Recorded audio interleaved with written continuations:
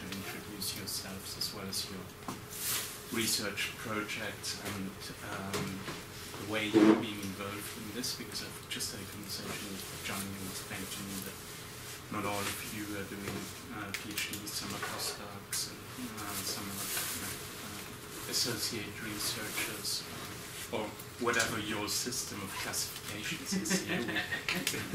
One of the things I'm doing, I'm usually teaching at Goldsmith in London, and actually the biggest part of my work there is that I'm co-running a PhD program together with Yuri Drogov, a PhD program which is called Curatorial/Knowledge.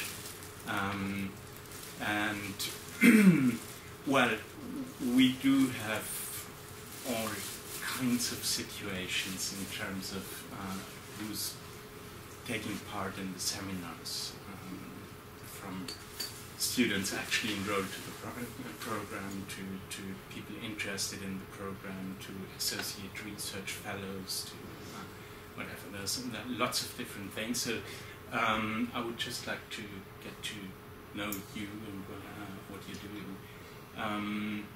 But let me first introduce myself.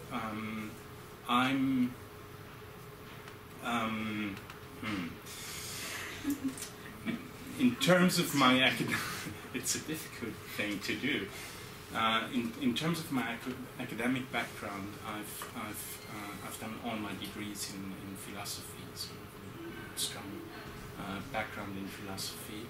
I did my the system was quite different from the system here and even from the system there as it is now. I did my BA, which didn't technically exist, and MA studies at the University of Vienna. And then later on did my PhD in Belgium at the University of Leuven, but in Villeneuve, which is the French-speaking part of the University of Leuven. I've taught at several universities in Austria, Germany, Switzerland, but mostly before starting to teach at Goldsmith 4 years ago, but mostly worked as a researcher and helped building up an independent institute in Vienna, which is called EIPCP. That's an acronym for the terrible name of European Institute for Progressive Cultural Policies. It would take me 15 minutes to explain how that happened. It's got reasons in terms of the political situation in Austria, and quite huge protest movements around the year 2000 when we started it, and to start something that would intervene at the European level also. So it's got tactical reasons why the institute is called that way. Just in fact, I'm pretty sure that some of you know the website of the EIPCP, because it's become over the last 15 years by now quite a large resource, because one of the main things that we've been doing over those past 15 years was to run a multilingual web journal, which is now called Transversal, and which has a lot of texts that are used at universities in the UK as well. Well, lots of things that I'm sure we will be discussing here in the seminars as well. Yeah, so that was actually the main part of my work over the past before coming here, and I'm still involved in that institute as an author, researcher, translator, also editor, and all sorts of things. I've also repeatedly collaborated with artists, performance artists, visual artists. I've also been part of a film project some time ago. So, and speaking about the FSP again, the main area in which we've worked in those projects was actually always located somewhere between philosophy, political theory on the one hand, then social movements, political activism as a second component, and artistic practices as a third component. So that's sort of the consistent area of inquiry and practice in which we've been working. And finally, speaking about my work at Goldsmith, I'm teaching in the Visual Cultures department, as I've already mentioned, mainly co-running a PhD program, which is kind of a standalone PhD program run by the Visual Cultures department, which is called Curatorial Knowledge, and also doing some MA teaching there, and I've also been teaching in the politics department recently at MA level. In terms of research, over the years my research interests have become quite widespread, but in recent years I've mainly focused on what I would call the politics of translation, which somehow could resonate quite well with what I'm expecting to hear from you, Jakob. So nice. Use the red. Oh, God, I get excited when people speak about translations. So okay. Let's go down.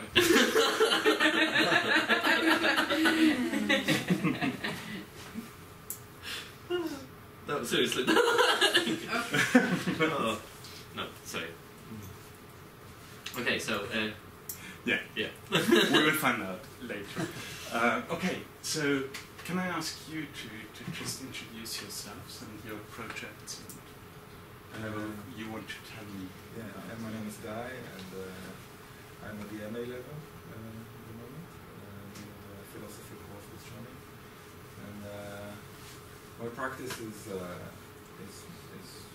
mainly around sound and tapes, analog tapes. But my interest is actually perhaps this move, which is, I can say, maybe to read it in a digital way, but not through digital software, but a way of engaging it that we move from analog representation of recording. Yeah, so that's what I'm doing. I'm trying to get that with the philosophy course and get my hands on all those concepts in relation to that practice, which I've been doing for a while. So it's also a task of translation. Yes, it certainly is. Thank you. My name is Barbara, and I'm an exchange student from the Austro-Hungarian Empire. I'm Hungarian, but I'm studying in Agbild. My supervisor is Bookman. So I arrived in Birmingham in January, and hopefully I'm going to stay for the whole year. You're in Erasmus. Erasmus Plus, yeah. So first I applied for 1 semester, but there is a possibility to extend it. So now I'm trying to deal with all the bureaucratic things about that, but hopefully it will work out. As I'm writing my thesis in English, so I thought it helps me a lot to participate in CFAR a little bit longer. My research is about, well, if we are talking about translations, kind of a cultural translation, because I'm mostly focusing on the 1990s Hungarian culture scene and how it started to build up using a kind of a global knowledge, which at that point became widespread in Hungary and in all the Eastern European region. So I studied in Hungary as an art historian, so gradually as an art historian. So I'm now somehow in between art history, kind of philosophy, and I don't know what else. So I'm trying to figure it out. Might change. Yeah. There's a bit of artist in there. That's just Yeah, that's John's theory. Okay. I'm Roberto. I'm a first year PhD student. I come from a painting background, and now I'm exploring the expanded field of painting in the sense that I'm doing things that I believe are paintings, but some people might not be aware of it at the beginning or might not agree. But yeah, one of the things I'm researching is arguments for saying that those are paintings, and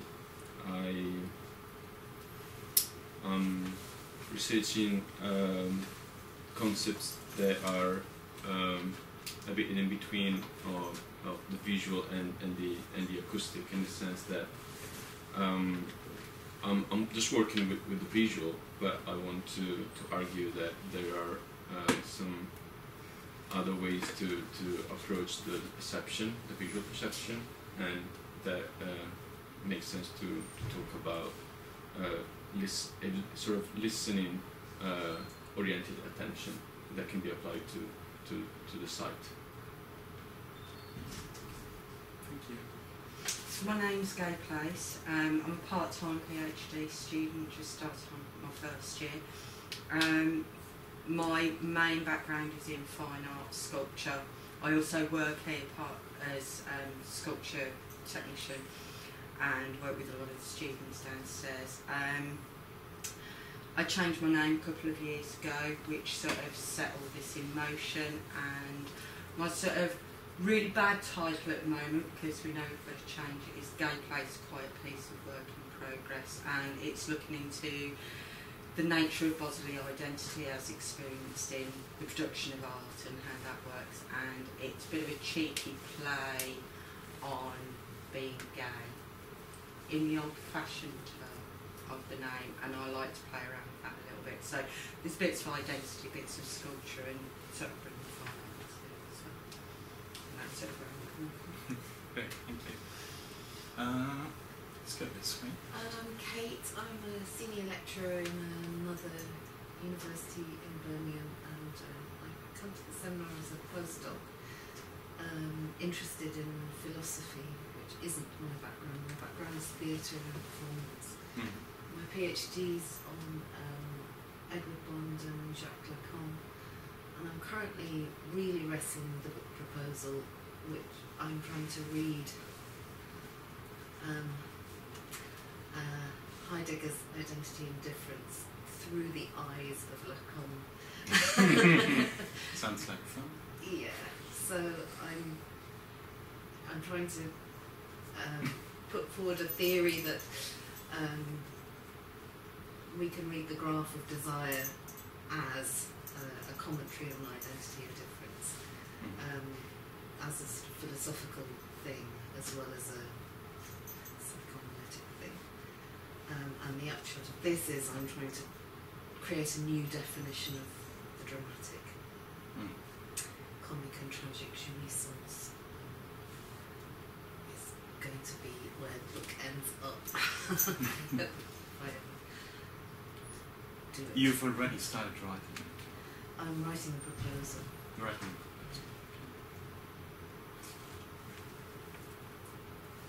Sounds like a big project. Yes. Thank you. Hi, my name is Bruno.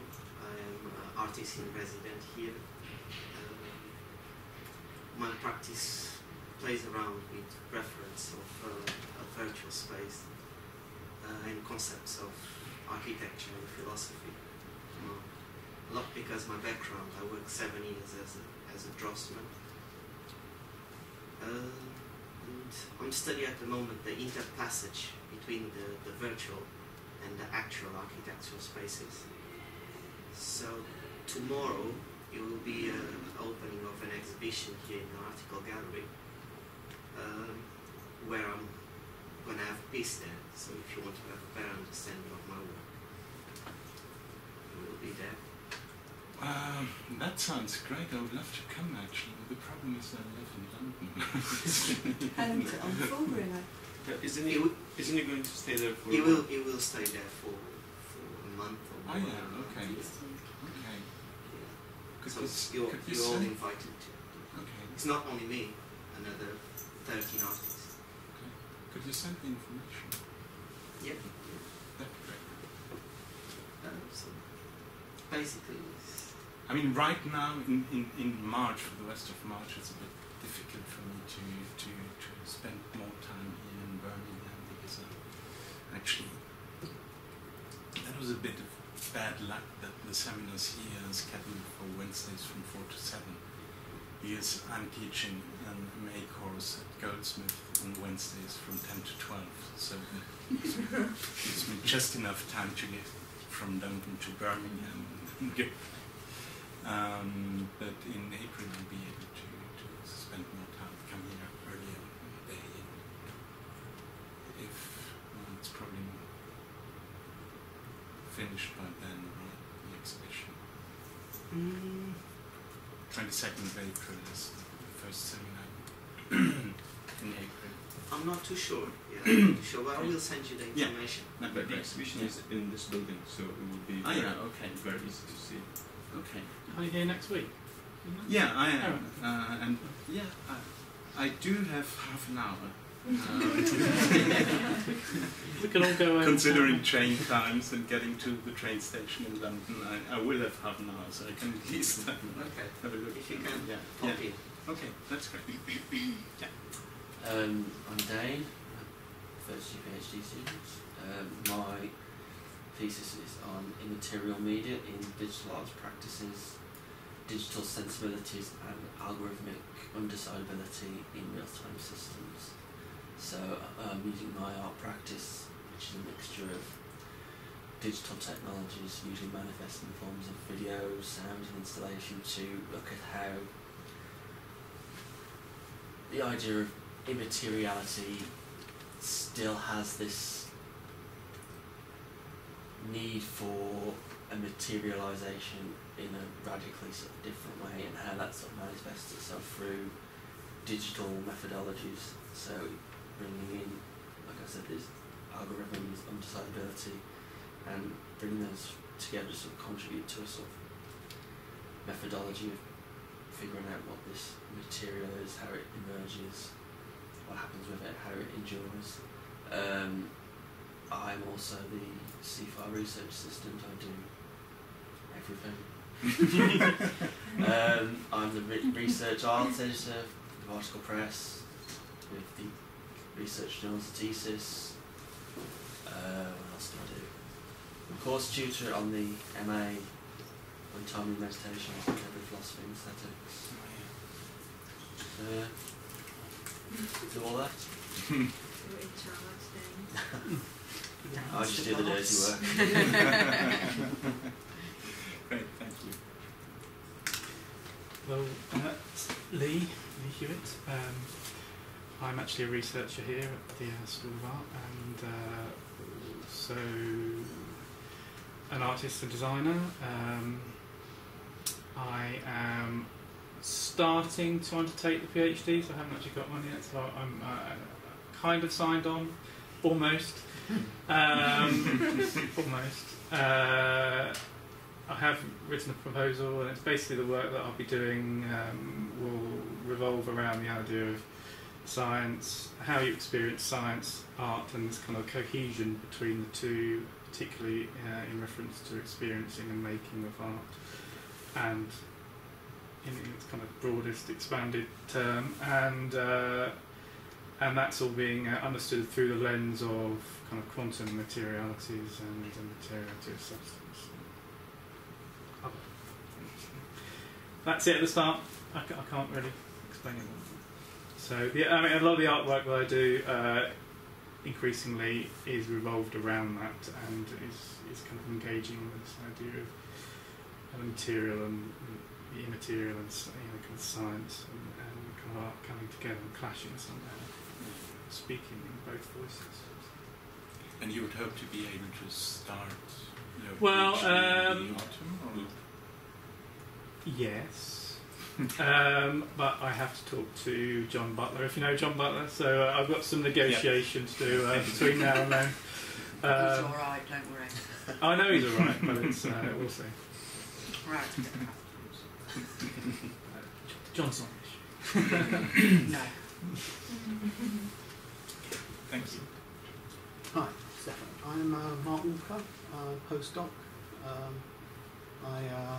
I follow Johnny up from Greenwich. I follow Johnny up from Greenwich. You come up from London, I come up from Kent to these seminars. I've been attending Johnny's seminars for 15 years now. Oh gosh, that's quite Yeah. impressive. How long does it take to get here from Kent? I catch the 9:30 from Oxford. It gets me into Birmingham New Street at 12:27. Really? So Oxford's near Seven Oaks. I don't know if you know Kent. It's half an hour from Victoria.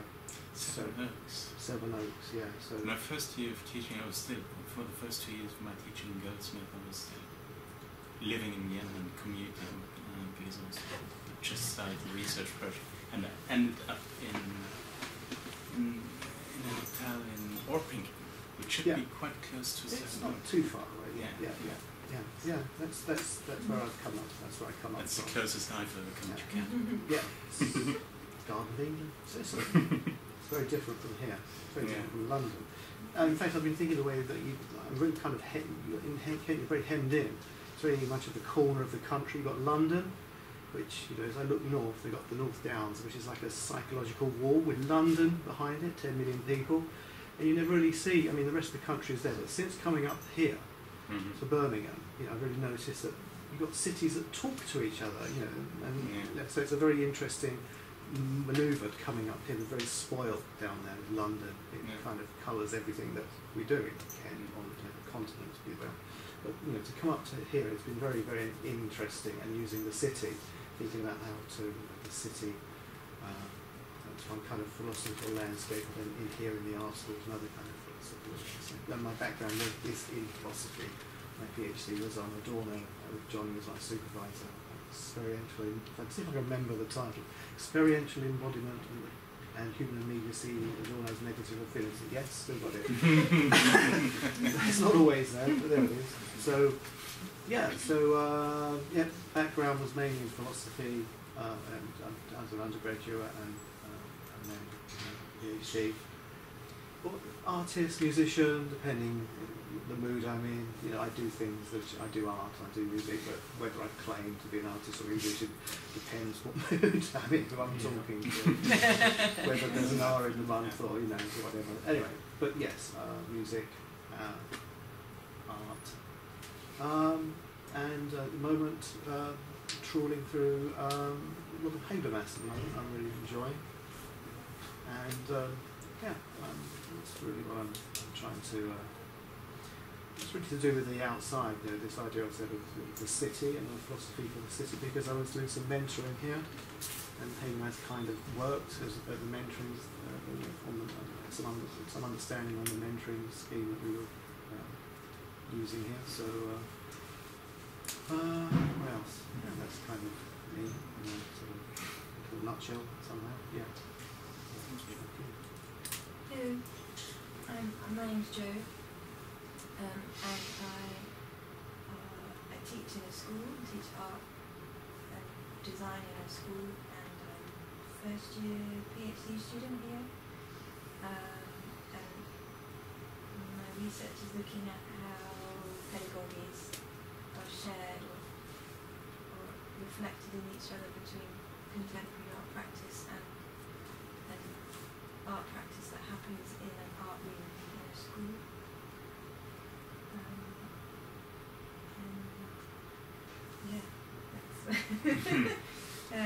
Mark is my mentor, and we stalk the city Okay, like today. You start sitting. Yeah, we walk around and talk. Stalk. About things. Yeah. It's a fascinating thing, yeah. really. If you ever get the chance, definitely. So have a look at it. We've kind of rushed. Yeah, I would like to have a chance to last Tuesday I came here for the first time in my life, and I didn't have much time to see the city, because I also had to go to North Campus, which was already interesting. Yeah. To look around, but obviously I was going to know more. I think my sort of research has come out of the MA that I did here, which is called Art Practice and Education. So it's kind of a fine art and art education kind of mix. So teachers come and study, and this idea that you somehow kind of fuse your practice in the art room, what you teach, in some way with your art practice that you do, so they become mixed somehow. Well, actually, it's very good that you mentioned this, because that's one of the things that I would like to understand about your PhD projects. Are you doing PhD projects in different programs, or how does that work? It's different here. You don't know. It's not really structured. I don't think no, it's we don't have structured. different programs No. as such. We're on a PhD program, and then we bring our Okay. But we do thing have to it. the But centres it's- of excellence. Or So something like we're sort of art design and media, and Yeah. CFAR is Okay. within that. So we're So within formally, CFAR. they are all PhDs in art design and media. Yeah. Okay. Okay. Yeah. that. That's the, like the biggest circle that Yeah. they can Yeah. attach themselves to. Okay. But I think that's something that's good about it. Well, for me, is that there's not a sort of line that you have to follow as such. There's this kind of bureaucracy from the university, but there's like a less structure here, which I think really helps And to kind of work outside, think outside what you're doing or not. Yeah. And in terms of PhD seminars, the way you're working together is more or less defined by who you're working with as a supervisor, or? Because I suppose there's more than this PhD seminar. No. No? No, there's only this one. I guess so. Okay. Okay. And the other courses don't even have this, really. Okay. So Okay. it's very loose. There's some like practical support, so they have things called research cafes where somebody will talk about their project, and then PhD students can go to that, but it's not here. Okay. But there is like that. Are they kind of practical thing. self-organized, or are they part of the form? Well, I think they are so. formally organised, Yeah, but only they're very, formal. very loosely. I mean, it's more just a presentation forum, and you just present and discuss, really. So. I think it's more attached to the like we just attach ourselves to the supervisors, and that's kind of how we kind of associate ourselves with the rest of the system of the university, because I think that's the closest we get. Because some people have some supervisors in the backside, which is the media kind of building. But also design. Sorry? But also design. And design, and they have Johnny, for example, Ed, who has a conservatoire. He's a composer, and he's doing his PhD, and one of his supervisors is Johnny. Second one is in the conservatoire, somewhere in music and sound, and he kind of attaches himself to both as the music and theatre as well. I think it's where you choose your supervisors. Step to Speaking about being Hello. Hi. Thank you. I'm Hurut, first year PhD student. I'm doing my research about how the installation art could be used as a tool to change in the society issue. I'm focused on women issue in Saudi Arabia. focus in guardianship, and how can the installation art could be space for dialogue, critique between the artist and the society. Yes. Okay. Thank you. Yes. So thanks to everyone. Thank yeah, you for it's coming. There are cookies outside. Help yourself. Don't say that. Otherwise you go out. Yeah, I know, right? Cookie. Come to the dark side. We have cookies. Anyway. No, it's really interesting and good for me to know about also the scope of the projects you're working on. And at this point, I don't want to take any more of your time. We can take more. I Can walk we? really fast. Can't have. Of course, you haven't properly introduced yourself yet, so you could start with that and take some more of your time yourself, as it were. Well, actually, But I then, say something. Yeah. I'm Jakub. Hi. Hi. Hi, Jakub. Anyway, I will be presenting some of my artworks today. Some of the research I did to this point and where it might lead to, but I'm not really sure where it leads to. But that's okay. And my research is based on a annoying palimpsest. It's a palimpsest, which I will try to explain again as I go along later on what it is, and as it seems to be necessary of some sort. And it's not just by me, by people I read, and they mention palimpsest, they always kind of reintroduce it. It's kind of fun to do it again. But my research is in a kind of field of the queer theory and philosophy and art making. And yeah, I'm trying to do something. Anyway, I'm gonna go change, and I'll be back. okay. That sounds like a horror movie, you know, when someone says I'm gonna go and come back, they never come back. They kind of just like end up with their head in their hands. I'm like, oh no, I should have said I won't come back. Make yourself comfortable and one second. And When can we expect you back? If surprise. I'm No, so I just- shy, Jakub. I literally need to slip into something more comfortable. And okay. that's one of the things. Can we have lights down and the red light on? Go. Okay. If you see something like sparkling, it shouldn't, but in case, Turn it on. turn it on, okay? And don't worry about the performance, I will just, I don't know, improvise. And that, need to find a better place for that. Why do you want it? I don't know. I was saying nothing. This is yours. It's not mine, but it is now mine. You know how to use it. Ha! I know how to blow into it. Okay, I'll be back in 2 minutes, okay? Yeah. Just slip in there. Can we ask you what kind of philosophy you studied in your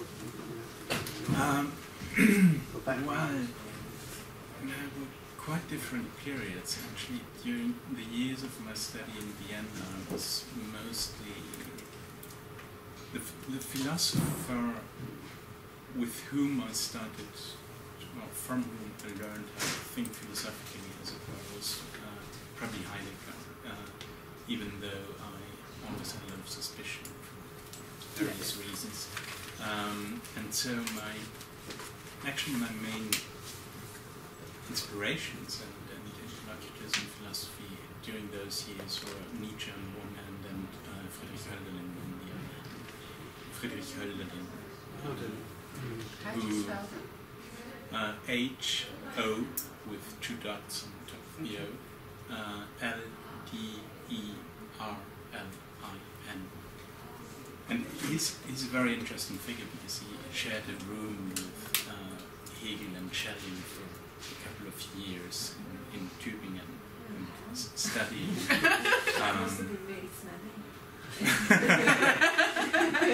Three boys in one room. It's quite an incredible constellation, and he was actually on top of the philosophical debates of his time. He had a huge impact on the young Hegel and also on Schelling, who was 5 years younger than the two others.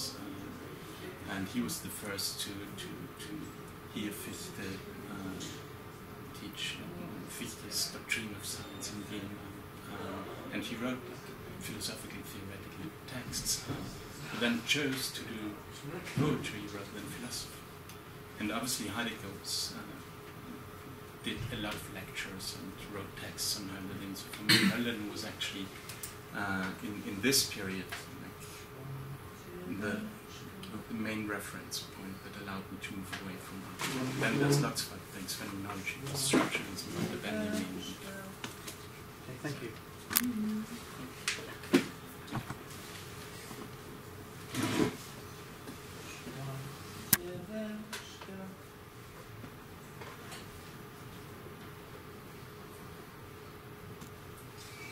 Szła dzieweczka do laseczka.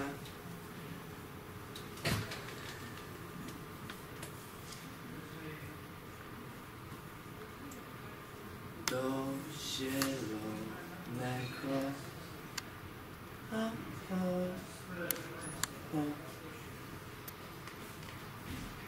Do zielonego.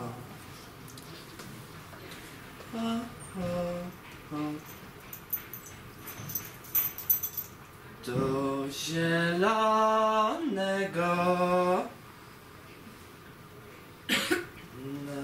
napotkała myśliweczka bardzo świetnego, bardzo świetnego, bardzo świetnego.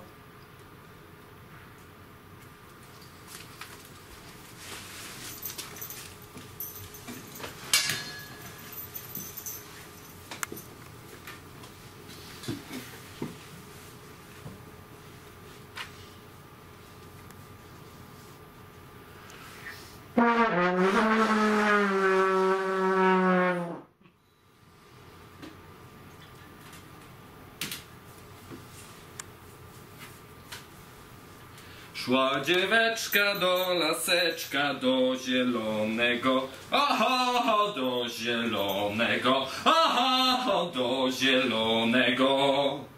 Napotkała myśliweczka bardzo świetnego, aha, bardzo świetnego, aha, bardzo świetnego.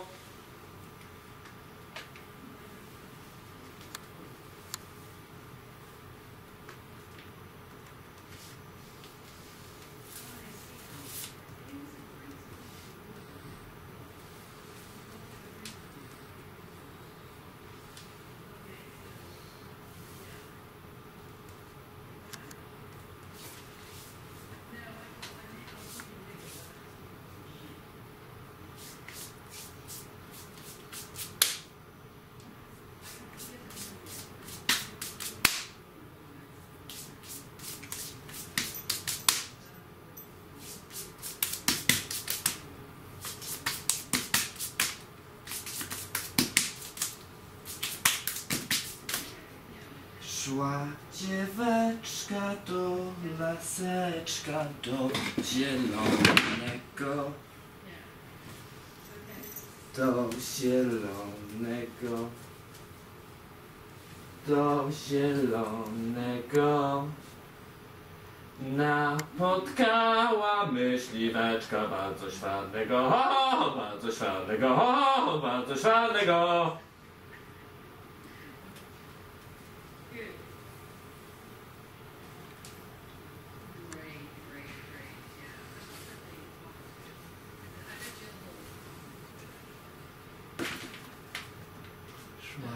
zieleczka do laseczka do zielonego. Do zielonego, do zielonego.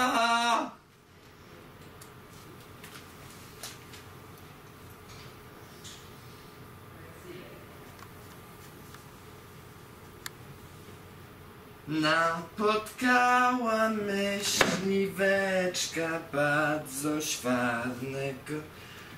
Oho!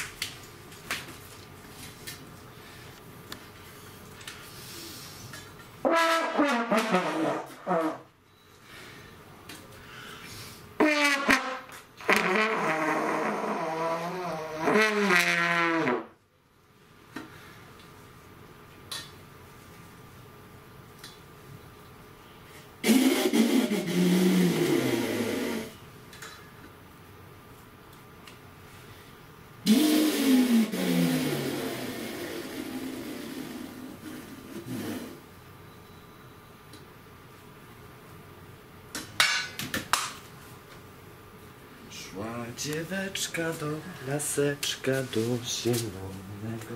Oho, do zielonego. Oho, do zielonego.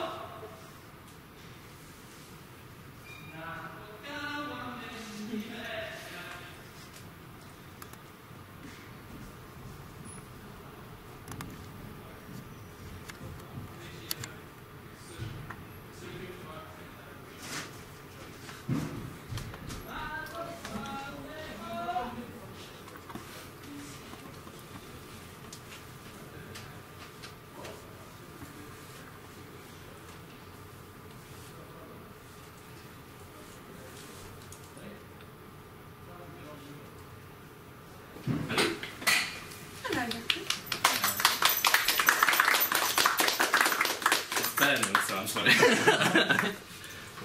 This. Break the magic.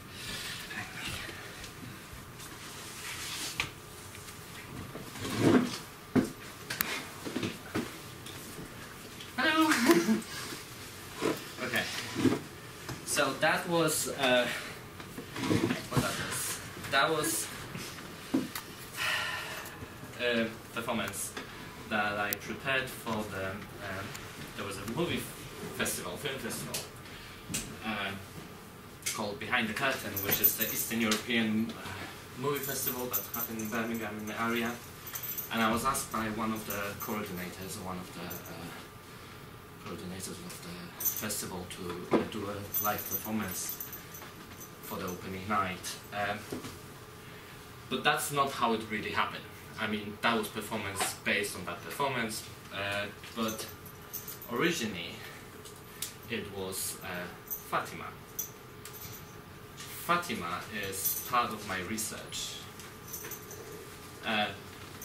How important part, well, I'm not really sure, but Fatima became a certain embodiment of something called scripto inferior, which means underwriting in regards of when speaking of palimpsest. Palimpsest, on the other hand, is a paleographic phenomena, as it is called by Sarah Dillon in one of her texts, in which the original text on the page, is a piece of writing in which original text was purposefully erased or removed in order to make space for another text to be imposed on top of that.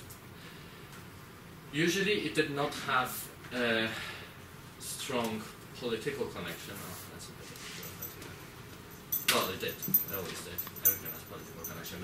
But usually it was very clear on base of economy. Paper wasn't cheap. Hide wasn't cheap. The animal's skin, leather wasn't cheap. So they reused it. Papyrus wasn't cheap. There's many methods, and I will be speaking about one of those methods when I go to another piece I did.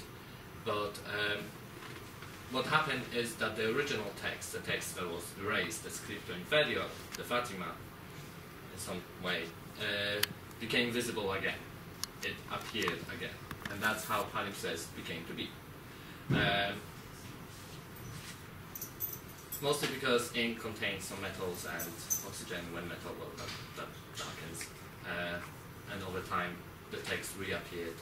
One of the most famous one is Archimedes' palimpsest, which text written by Archimedes was found in a French prayer book somewhere in the 19th or 20th century, I'm not sure. But there was, that's the most important example. It was sponsored by Google, so it had lots of money to recover what was lost. The problem is, I don't want to recover what was lost. And palimpsest for me is some sort of concept that it is argued that it was first described by oh, I forgot his name. It's bad. No, it's oh, I'm gonna find it. Sorry, I forgot the name. It's very important, and I forgot the name. I'm so sorry. That's why I have Google. No. Not Jeanette. That wasn't him. It was. Anyway, I will find it later. Sorry about that. Oh, the guy who wrote the Confessions of an English Opium Eater. The Quincy. Yeah, the Quincy. Thank you very much. There you go. So the Quincy wrote a series of stories, Supprisa de Profundis Profundis, which means the side, from the beneath or underneath, and it's one of the translations translated that way. And in his text, he was the first one who used the palimpsest and transformed it into a concept in regards of the workings of a human memory, in which the brain creates new memories and kind of overwrites the new memories on the top of old memories. Kind of like a hard drive in your computer. You kind of have the disk that keeps getting overwritten, and even though memories are being removed and imposed on top of it. That's not exactly, again, what I wanted to talk about, but I thought I would say it anyway. What kind of got me starting on my research is one of the pieces I did, which is H/S conversations, and that was for my MA, and that kind of get me started. The piece itself comes from the series of play-like conversations between characters H and S. Some of those conversations might have been real, some of them didn't. It didn't really matter at the point. Later I created a form of installation in which I used the English written text, translated it into Polish, so it was originally written in English and then translated into Polish, which turns out to be a very difficult task. In the sense of this Polish is broken, this is not correct, it doesn't sound right, somehow my translator skills are not up to the part, but they do something else, the text does something else, and I started playing with it and editing the video. I was at the same time reading Roland Barthes' The Pleasure of the Text and S/Z, in which is writerly, readerly, and ideal text concepts, which this kind of all tries to play with. So that was a part of the installation. You had a pile of papers in front of you. Right now you can see it in Coventry. It's still there, showing at this time. So that kind of started me thinking. It's because I think during that piece it was the first time I heard about the palimpsest, and I started wondering about it, and that later became my PhD, which was fun. I didn't know what I was doing. Yeah, I really didn't know what I was doing. But the fact remains that now I'm here, and palimpsest is far away from my research in regards to what I'm thinking about now. And it's not necessarily by linguistic of it, because linguistically it's still very much there as a palimpsestuous. The word I'm actually using right now is palimpsestuous, which somehow still is connected to palimpsest, yet not really. Palimpsestuous making, which is something that I'm trying to research and make it happen. I don't know if that's possible, but I don't know. If I pass my PhD, I will know I succeeded, right, in the kind of sense. But if I don't, then I created something else. Failure does other things. Right? The queer out of failure. There's a book. Read it, all of you. It's going to help you. You know, it's not a failure, it's different. But well, it is helpful to think that way, and this is true to some extent. But what I'm trying to, so my palimpsestuous making. What palimpsestuous is a neologism by Philippe Lejeune. He's a French theorist. He's mostly to work on autobiography, and he is the first one who ever used that word. It was in 20th century, of 20th century. And let me just and there on this side, which I don't know if I can manage to show. Oh no, I can't show it. Anyway. So this part here, that's the actual part from a page 115 from Moissy book, which is a collection of his essays and other writings that were published anywhere else, because originally it was published in a French journal, which I don't remember the title. Well, there's some knowledge there. Anyway, he discusses in that Roll of Barthes pieces, and he has little paragraphs on kind of each of the writings of Roll of Barthes, and the palimpsestuous comes around the S and Z. The S/Z piece of writing, which I mentioned before. And this is where it happens. Palimpsestuous. I cannot speak French very well, but I did translate it with Google. Yeah, just because I don't understand words. So, and then there is of course English Jakub, which is here, which I'm still working on, and hopefully I can finish that by tomorrow, because I have tutorial tomorrow, and I want to work on that. And this is where the first term palimpsestuous happens, and later it's being picked up by Sarah Dillon in some sort of way. She's trying to crack it and figure out why he said palimpsestuous, not palimpsestic, which would be kind of correct form of an adjective in a sense. And why was it translated into English as palimpsestuous by whoever translated the text. And Sarah Dillon proposed that this is a neologism that comes from connection between two words, palimpsest and incestuous. Incestuous in meaning of, yeah, translation, incestuous, yeah. There we go. But incestuous, kazirodczy, that's in Polish, incestuous. Oh God, fuck him with the broom and tell him that he doesn't have to kiss you. Okay, that's not important. That was not supposed to be in my research. But that's Fatima. That's alright, right? Yeah. But yeah, palimpsestuous comes from the word palimpsest and incestuous, in which incestuous, I had a really nice definition of incestuous of some sort, which was, that's my old research post that I'm not using anymore. But incestuous means being so close or intimate, it's over here, as to prevent proper functioning. It's right above my ass. Incestuous. And palimpsest is a parchment of all the like from which writing has been partially or completely erased to make room for another text. And the original title, as you can see here, for example, that's why I'm playing a little bit with the translation, especially that I'm coming around very big amount of Latin phrases that I don't understand, as I don't speak Latin. But writing of the lower is the Google translation for, and I know I shouldn't be using Google translation, but at the same time some funny results comes out of it. Writing of the lower was a translation of scripto inferior. That's how Google translated it. It means underwriting. But somehow lower, if we capitalize it, becomes something very interesting in regards of queer theory, of kind of subjugated knowledges in common as well. Which I'm just going to mention now because I'm not sure if that's right or not.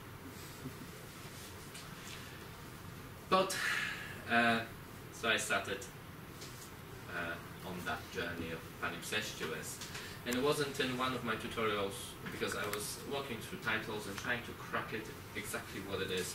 The problem I had mostly was that lots of my work involves the body and kind of performative body, sexualized body in the sense of some sort of sexuality of the body, or there's lots of nudity as well and everything like that. And I kind of thought to myself that somehow it becomes very dry in regards to my research. My research become like parchment, kind of dry and lifeless of some sort. And I wanted to make sure that I can speak about it in relation to sensual, sexual, wet, and sex, with sex. I want to speak about it with sex of some sort. So that's why when I found out the palimpsestuous, and later on I kind of adapted it into what I call palimpsestuous making, which doesn't have a definition at this point. It's there. It's gonna happen. We kind of figure out that with Johnny that when I speak palimpsestuous making, I kind of talk about few ideas. One of them is certain type of making in which not sticking to one exact form of creation, a kind of multiplicity, multiple making of some sort allows you to discover that kind of those incestuous connections between the pieces and between the kind of making work and thinking about work. I had it written down very well, so I'm going to bring it up because I don't want to say it in a bad way. I want to say it the way it's supposed to be said, which was in here, I think. No. Sure it was this one.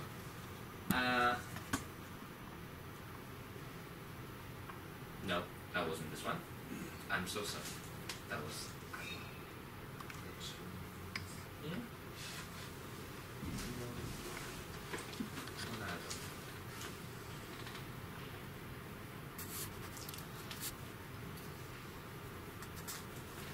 No. Okay, anyway. We kind of talked about it. It has some sort of aesthetic to it when it comes to, for example, my installation Asianness, which you supposed to be submerged in a kind of constant articulation of the text. I think articulation of the text has something to do with it as well, to make it sexy. Bad space about it, so I thought it actually might have something to do with it. And other thing was a concept of, in regards of bringing theory and practice together in a practice-led PhD. So actual methodology system of some sort that allows you to make things and create a new contribution to the knowledge, which is something that we've been always told to do. I don't know how you can be told to do that. That's quite interesting. You need to bring me your knowledge on stone tablets from that mountain. Okay. 10 new knowledges. Because before that we just thought killing is fun. But anyway,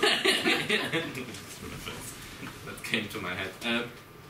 So yeah, and there's a third one which is going to come back to me. But at that time I started playing around with actual materiality of erasing text, in the sense of how actually, historically speaking, they took away text. There is they use milk from papyrus to kind of dissolve the text, which is very sexy.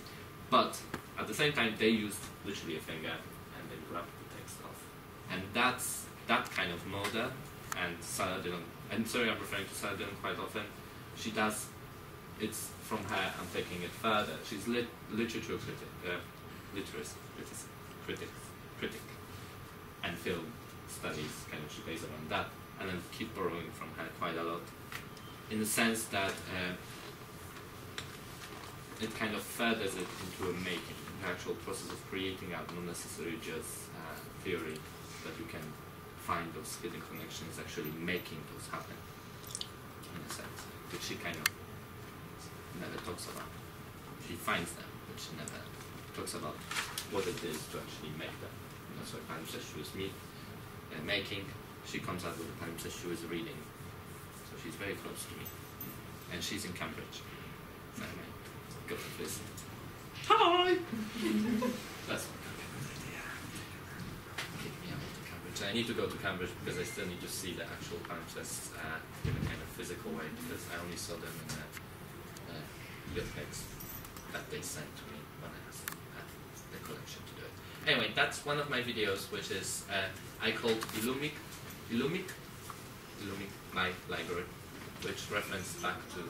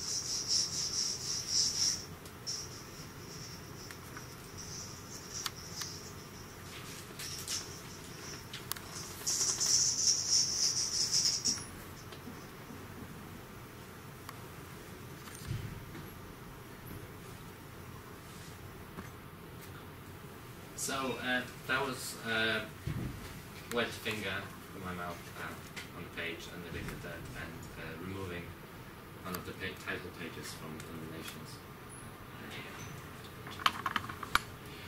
What happens there is when I slowly scrub off the surface with the text, kind of unpacking my library chapter of it, part of it is on the reverse side of the page and starts being visible, and the phrase "Illumic my library" comes to some sort of life and becomes this new kind of concept, this new kind of piece. And I thought, oh, that's nice. I'm gonna continue doing that, and we'll see what happens. Why I was using Benjamin there, it's the task of the translator moment of the translation as a mode. What I'm trying to do is, in a sense, in a little bit sense, when I mentioned that the multiple making, or making many different things, my practice is not very medium based. It kind of jumps around. It's a performance, then suddenly it's a photography, then there is a written work, then there is this video, very short videos, because our attention spans cannot last longer than 5 minutes, so I keep them short. And also because I cannot just do them longer. I did one video that was 40 minutes long, and yeah, that's not fun. So, not by yourself. If you have a team, editing team, woohoo! But if you're doing it by yourself, it's mental. because you forget what you did and you suddenly put the same scene twice and you didn't even know that you did that, and you're like, okay, need to come back. Or you keep it and you say, oh, that's fun. But in a sense, what I try to do is to try to explore the fact that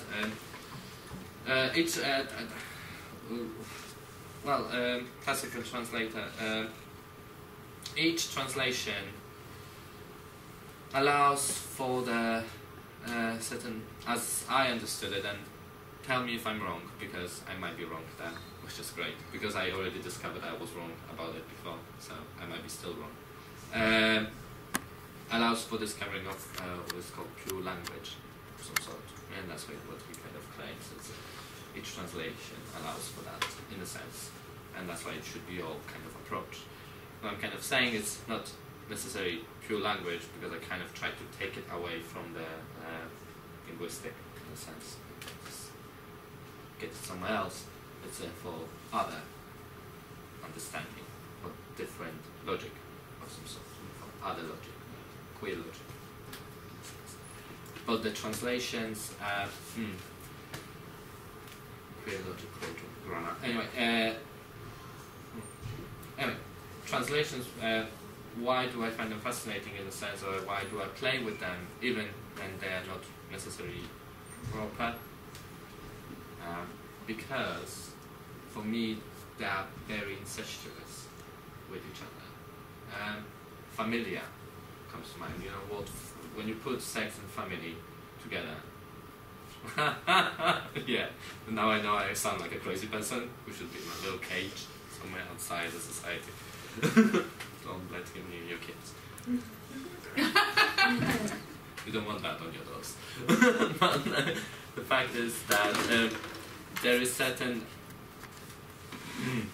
there's certain weird connection between one text and another. The text that's been translated, they kind of start exit with each other, and it's kind of this translation mode. We kind of go through it. I think they do it, and they are very incestuous. And I think the same thing happens when you do multiple works. When you kind of you do a piece of writing here, you kind of start rambling with your mouth in Polish, some illegible text. You start doing another thing, and they all are somehow familiar in a sense, not necessarily because they come from one authorship, because that's out the window, but because they can breed with each other and create this new logic, the queer logic. Again, because I kind of like that sentence, and I just came out with it. I'm going to keep repeating it until it's in my head. So I started working as much as but there are some pieces that not necessarily work completely, or they work in a different manner. I'm going to bring in now my landscape of leather, which is a triptych, photographic triptych. It is on Google.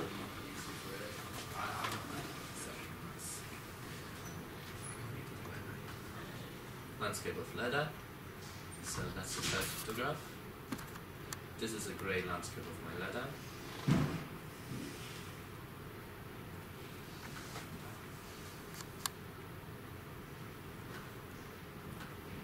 My leather full of holes.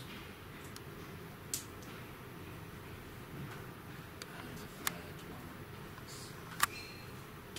I don't like to shave my leather.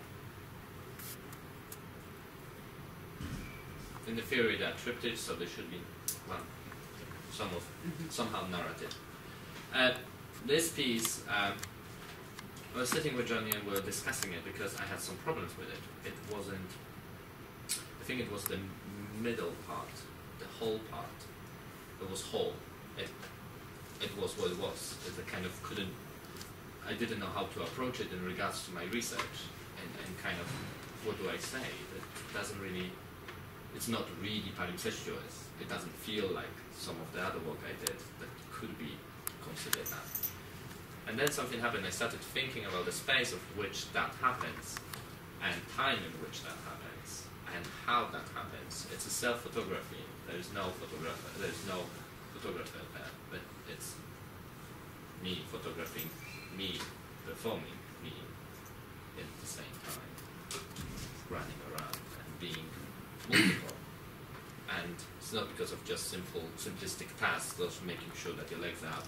There's everything happening in that very close-up, weird space, and just for a second, just for a millisecond, just for the click, and then suddenly it happens. And I thought that's a really interesting thing to explore in regards of making, multiple making.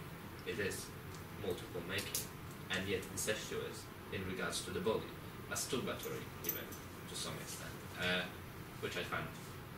I was speaking yesterday to Hannah Honeywell, she's an artist here, and we started talking about incestuous masturbatory of some sort, especially in regards singular body of some sort.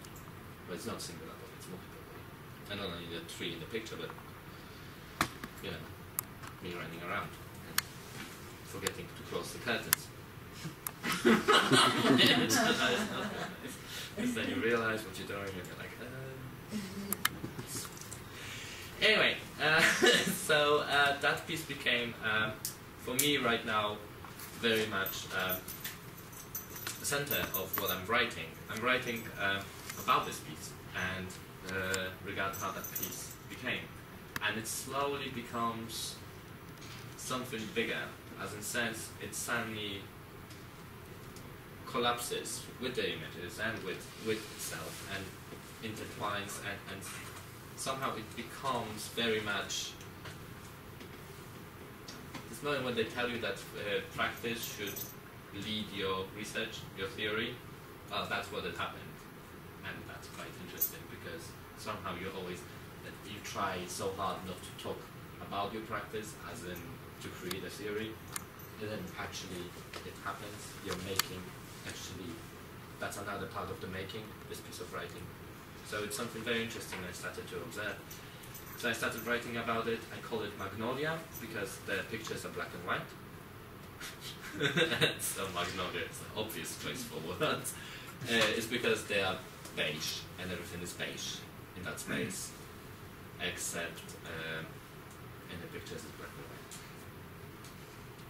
You're writing that as part of your thesis? I think it might be.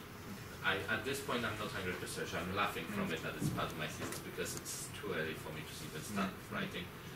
So I don't believe it is. But there is, we have 1 year review, half a year review, 1 year review, then another 1.5, 3 years. We've been checked every half a year. And I think that might be a really good thing, something to base on my first year review. And it might lead to something bigger. But of course it doesn't have to, maybe it will stop right now. Right now I'm here just before the connections word with 3 dots because I don't know how to finish a sentence. And I've been working on that for like 2 months now, and we'll see what's going to happen.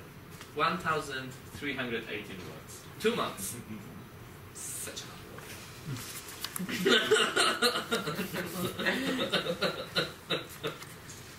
Gonna fail. It's not failure, it's just become something else. So, anyway, in this regard, I also created this video which I wanted to show you guys. This is a little bit different, but actually it's not very, it's actually very same.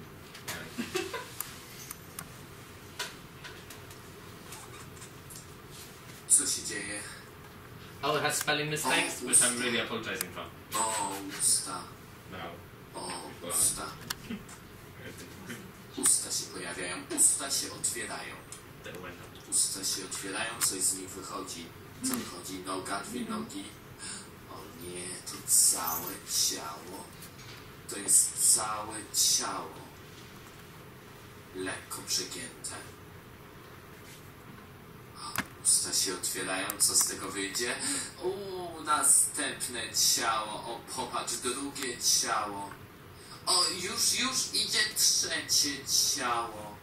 3 ciała. Usta się zamykają. Ciała się obracają. Ciała się obracają zgodnie z ruchem wskazówek zegara. Ciała się obracają. szybciutko się obracają. Popatrz, jak szybciutko się obracają. Ciało z ciałem i ciało. Ciała się obracają i popatrz, zbierają się w kupę. W kupę się zbierają. Jedno, drugie, trzecie ciało. O, ciało. Usta się pojawiają, usta się otwierają. Usta jedzą ciało. Usta jedzą ciało. Zjadły usta ciało. Dobre było ciało. Usta znikają.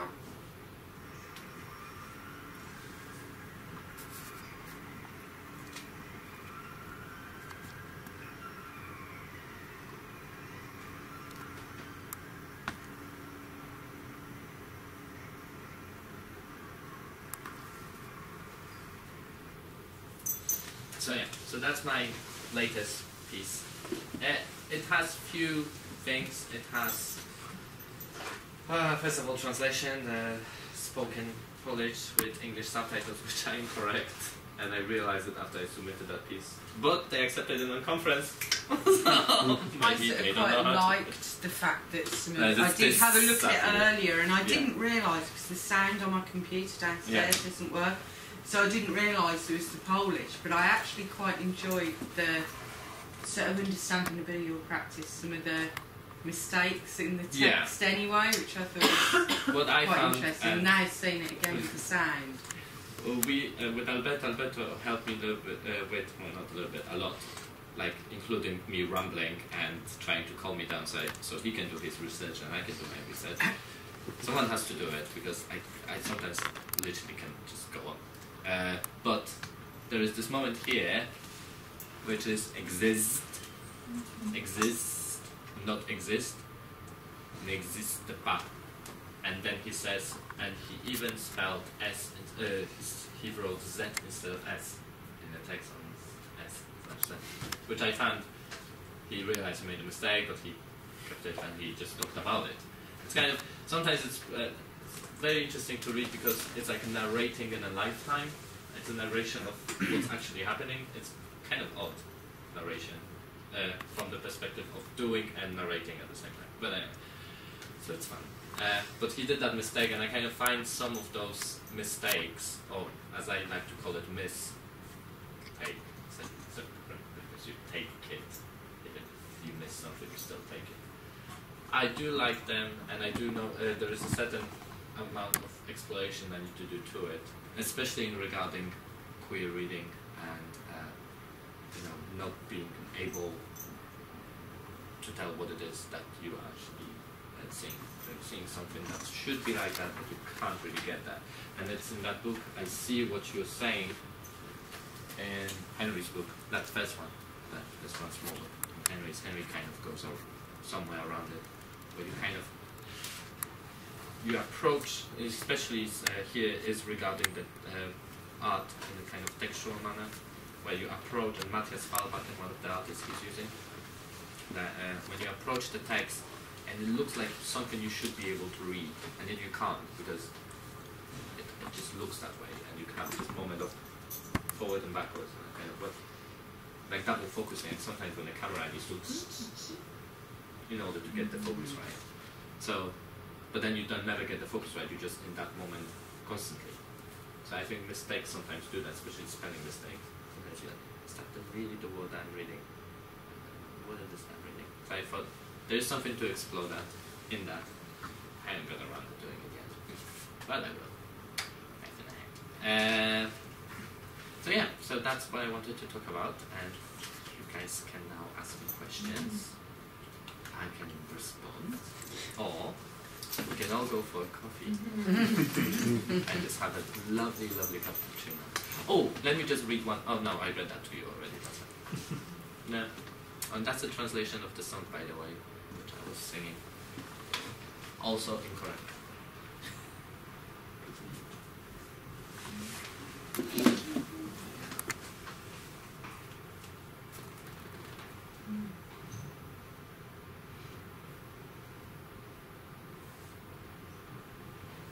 what fascinated me in that song is the fact that, first of all, the young maid is being sung about, yet the young man who meets her has a voice. So she doesn't have a voice in the song. She's objectified by being sung about and not having a voice.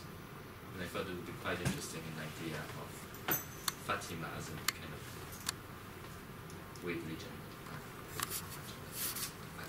Would that be like a nursery rhyme or something like that? Or No, is it's it more like a folk kind of song from sort of thing? I'm from the south of Holland, which we have quite strong folk culture in a sense, and so yeah, so it will be kind of. But it was, I think it was also part of the one of the. I remember it's part of this war songs. Poland is constantly at war.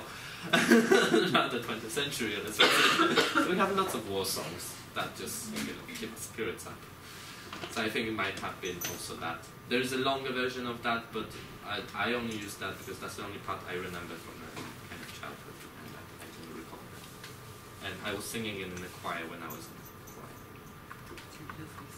Oh, thank you! It was so much better before that happened. Yeah. Anyway, thank you very much. So, Thank you.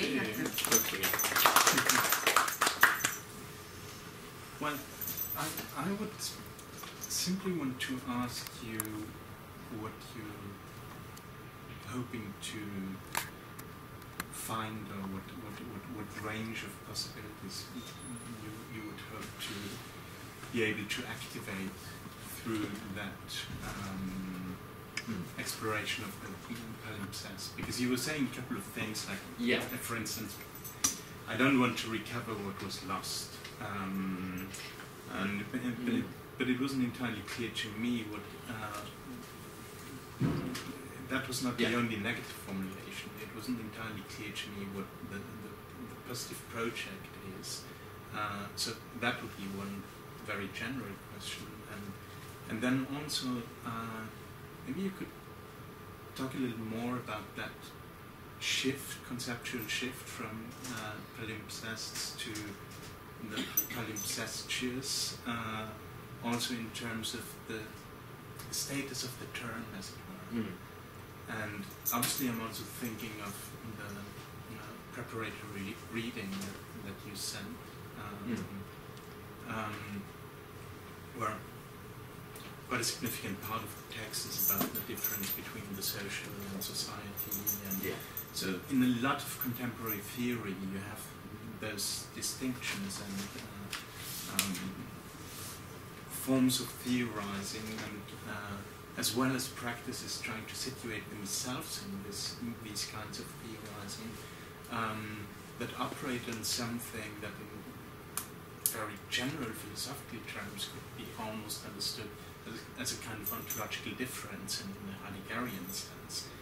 So for instance, you have politics and the political, you have society and the social, just as like with regard to the ontological difference, you have that being a being to on in Greek, and a being, and the difference is operating between them. So there's something happening here. There is some kind of theoretical move happening here that also goes along with a different way of practices of situating themselves in a form of problematic. So maybe you could just say a bit about those two things. What's your positive hope, and what happens in that besides all that you've said about the incestuous and these things, but in terms of the status of the concept itself through that shift from the palimpsest to the palimpsestuous. Okay, so that would be a good idea if I said my title. Because, I realized I didn't. I talked about my old title, but never about the current one, which is right here. Anyway, it's Materializing Palimpsests, an interrogation of palimpsestuous making as a queer enactment in artistic research. with Henry and Johnny, we thought about it. It's about this new contribution, what's gonna come out of it. And for me, it's to find a way for this kind of practice that I do, or not I do, this kind of practice to become a certain not recognizable. No, that sounds bad. No, come back. That's like against what I just wanted to say, but like anyway.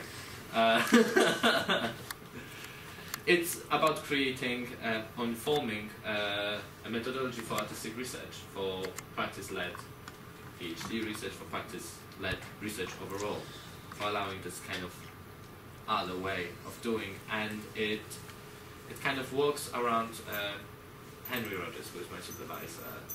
He's working on queer methodologies, or trying to find this kind of queer methodologies. Is there something like that, or how you can do that? Something that can't be grasped, how that can be applied as a form of production, a form of making knowledge, new knowledge, or yeah, maybe, I don't know.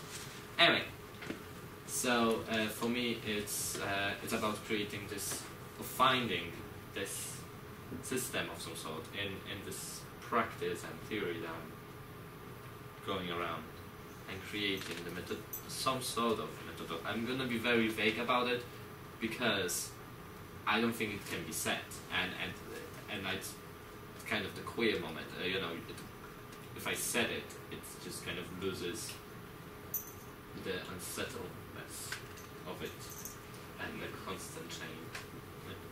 Anyway, so I kind of thought that that's my positive outcome. That allowing for that to be in a certain way allowed through as a PhD. It won't be. That's why I have problems. But it will be. I don't know. But that's my positive outcome, to inform the methodology systems of practice-led PhD, which is mostly what practice-led PhDs do anyway. So why they can't have more the merrier, right? More choices. So yeah, so that's what I would say is a positive outcome. And by methodology, you're trying to address something that sort of moves back and forth, or sets up a dialogue between epistemological methodologies and, let's say, praxeological methodologies? That's a good question. Yeah, I think it actually operates in kind of in the kind of discourse of those. Like kind of, if it finds it can maybe find itself between this practice and the kind of knowledge practice, and you know, it can find itself there. But it's an other, because by being, if this thing could be, and it can't be queer, but it could be queer. I don't know how to say it without actually the grammar correct grammar in that, because something cannot be queer. Weirdly enough, but no, we can't, right? Halperin says that, isn't it? Yeah, something cannot be said. But in Saint Foucault, I think. Don't quote me on that. If I find out what reference is. But yeah, I think it's gonna it operates in a little bit different space than, you know, having that, oh, this is making praxis knowledge, let's say, or making knowledge, and this is a kind of theory knowledge. It operates somewhere else. I think that's what it's going to do, and that's my hope. That it's going to establish this kind of, there is another option, there is a third option, there is a fifth option, there is a 20th option, there is a infinite amount of multiverse option. That is not bound by the same rules of what seems to be established and can be established. So there is a little bit, not a little bit, there's a huge political movement, especially in regards of university and the kind of the system of producing certain things at universities. But I think I can do that with prime institutions, because it's such an odd entity itself. Like it moves from a material to a concept, and then it keeps on being changed by people.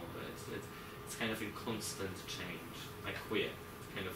Sarah Dillon again. Sorry, she talks about this. She finds that comparison that there's the keep on changing, the keep on being used and changed, and something else happens, used and changed, and something else happens, and it's in this constant wibble, in constant wobble, that it becomes something, that it embodies that it embodies something, and it can embody this other way of materialization. I would still like to better understand, which is part of my first question. How you think the underwritten, or yes, you have looked at Jeanette, right? Definitely. What Jeanette would call the hypotext. It's the underwritten text. Because there's quite different ways of thinking of this hypotext, and obviously, like in Jeanette's theory, there is an assumption that there is something. There's always already something underwritten.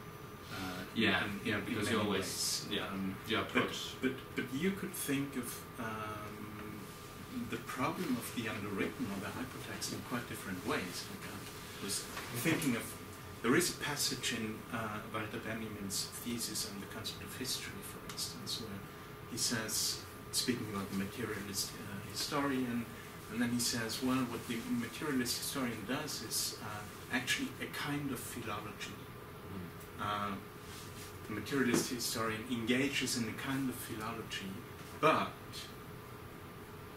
the subject that this historian philologist deals with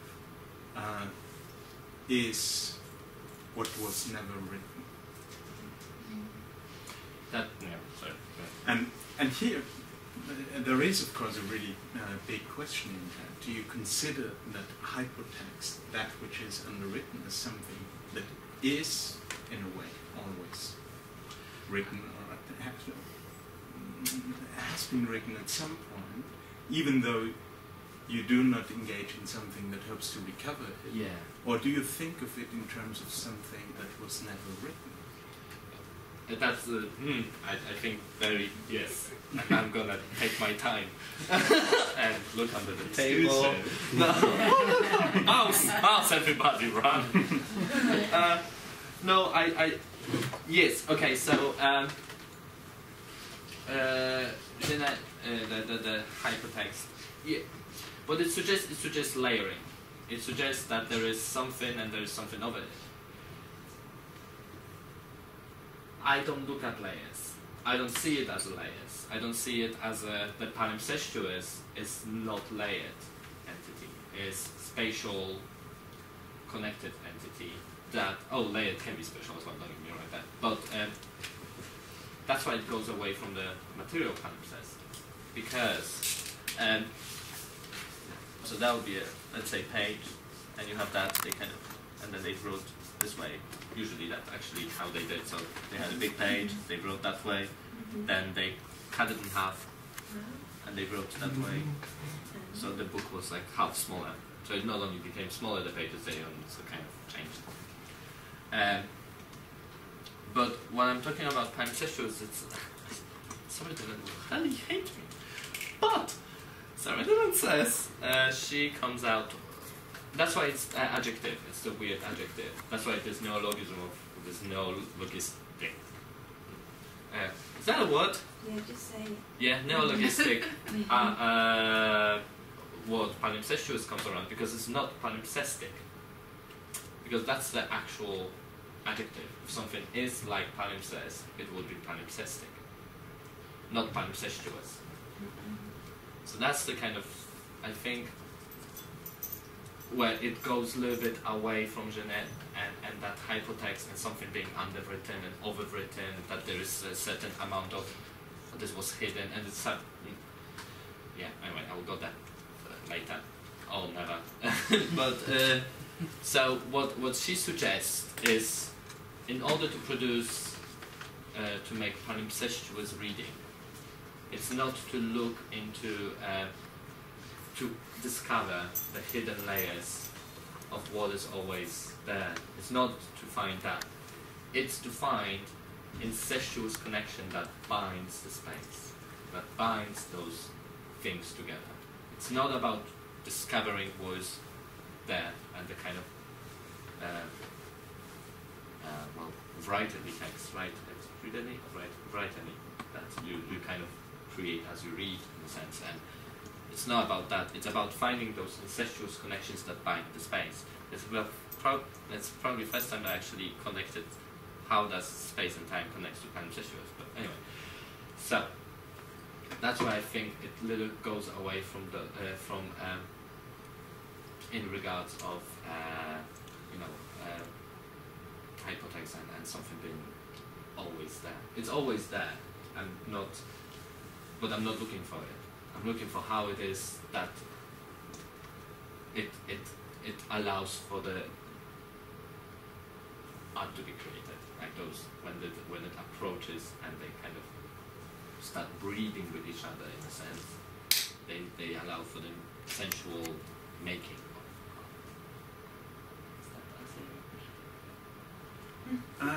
Well, it is in many ways. I'm just still wondering a bit, also because in the title that I wrote, that you have, you're still using the term scripto-inferior. No, I'm using materializing palimpsest. You see, I removed the scripto-inferior.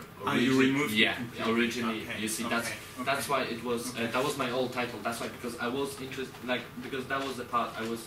There was a Bart who talks about comedy work. He writes about it, what a perverse palimpsest that is. There is erasure and kind of all, and I'm not saying that I'm not going to use it, because I'm going to use it to most extreme, because I'm still thinking if that's what I'm thinking is correct or not, because people keep, but the people it's keep on changing, and I think that's why I kind of go with, in the sense I'm going with Dylan. Not that she's standing in opposition to what others are saying about it, it's because she kind of looks at it from like kind of this different perspective. She's not she's not looking through layer and layer, which usually how palimpsest is looked through. She kind of tries to find those what she calls incestuous connections, and that's why palimpsestuous comes from it. And what I think Philippe Lejeune talks about, especially it's quite interesting when I said earlier about masturbatory in regards to incestuous masturbatory, and Philippe Lejeune was theorist in autobiography and how to one writes itself. So that's quite interesting there. But there's not many books about, well, there's one book, 2 books, 3 books in English with him, rest are in French. That speeds up reading so much. But there is a whole conversation that I found which is about why did he use the term palimpsestuous? Well, it also needs to be translated into getting out, because I'm still wondering if he's actually meaning what I think he's meaning. So you're scared to find it out? Well, it's not scared. You need to find it out. Like if he means something, I think if he means something else, then great, because it doesn't change the fact that I can't mean something else by my palimpsestuous making. Right? Yeah. If we kind of assume, if we follow the kind of, it allows for certain renegotiation of certain terms, and this neologism allows for that, especially that very weird neologism. It's not only connection between palimpsest and incestuous, it's also, well, let's translate it into palimpsestuous, because in French it's palimpsestuous, so I can't pronounce that. But they translated it into palimpsestuous, because how else are they going to translate it? So it's also a form of certain translation, and I'm not sure if that's actual term. It's not. It's another, just another. This is a text that's too close to actually read in incestuous palimpsest. It can't function because it's too. Yes. Is that how it works? The other thing that interests me is you're talking about, or you're doing writing on skin quite a lot, on flesh. So I was wondering if it was the text that you were always talking about, or whether the haptic and the sort of sensory plays a role That's in the palimpsest. Yeah, and that's why I'm trying to that's another positive. That's why I'm trying to kind of allow for my practice to do. And I wait 1 second. 1 second. Let me think. Yeah, the sense. You see, in when I write on the skin and when I do a skin writing kind of pieces, and I kind of work on that before, and I was somehow led towards my later work. There's the sensual takes over your body in the sense that it becomes part of your this whatever that is, yeah, and that was for me interesting. But there is something very sensual.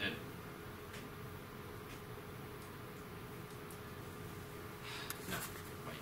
There is something sensual about palimpsest. I'm trying to discover it with my practice. Palimpsest, there's something there, and it of course is because of what incestuous, which is,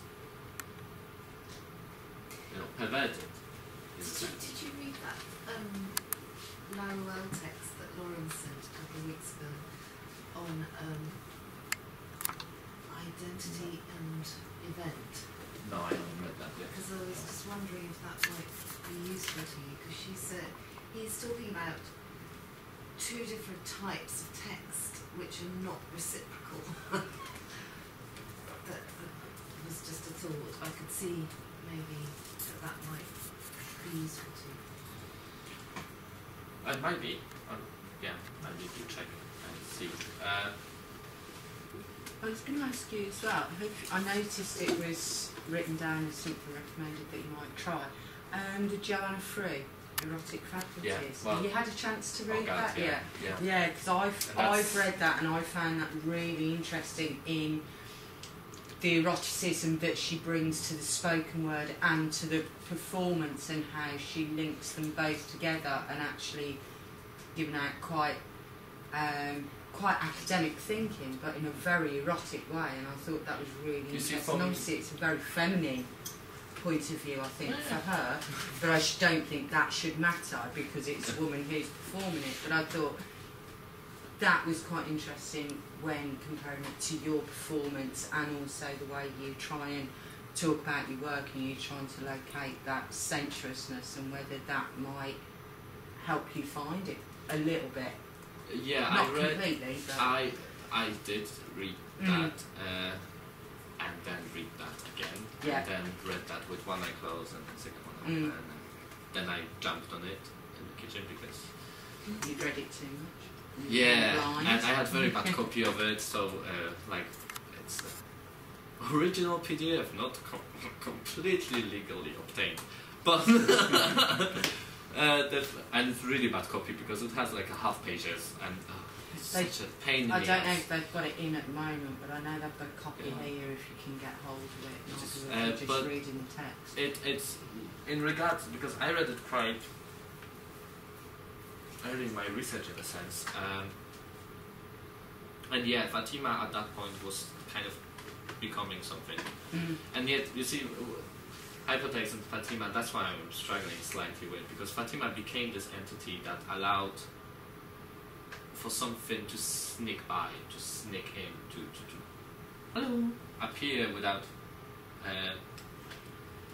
messing up everything else. But there's something about that kind of entity that allows me to write in a certain way, or discuss things in a more different way, even to the extent of me using word fuck in kind of it's kind of simplistic, but it does allow, Fatima allows me to say fuck and be critical about a piece of work that I'm doing, or someone else is doing, and that's a kind of flow, and a little bit Fatima is something that reminds me a lot of yeah. I never like that surname. Fruit. So you just chuck some ideas out there. I think, like in institutions like this institution, like Goldsmith and stuff, fulfillment seems to be a kind of indebtedness to a text. So when you get up, you've done your PhD, it's like an Oscar, I want to thank, and there's your bibliography, this huge list of people that you've read, and it's a language game. If you're an analytic philosopher, it's a different language game. If you're to something else, it's a different language game. So this kind of incestuous, as I understand it, in language that Fatima might use, was, you give Heidegger a big fuck up the arse, make him pregnant, and he has little babies, and that's the incestuous.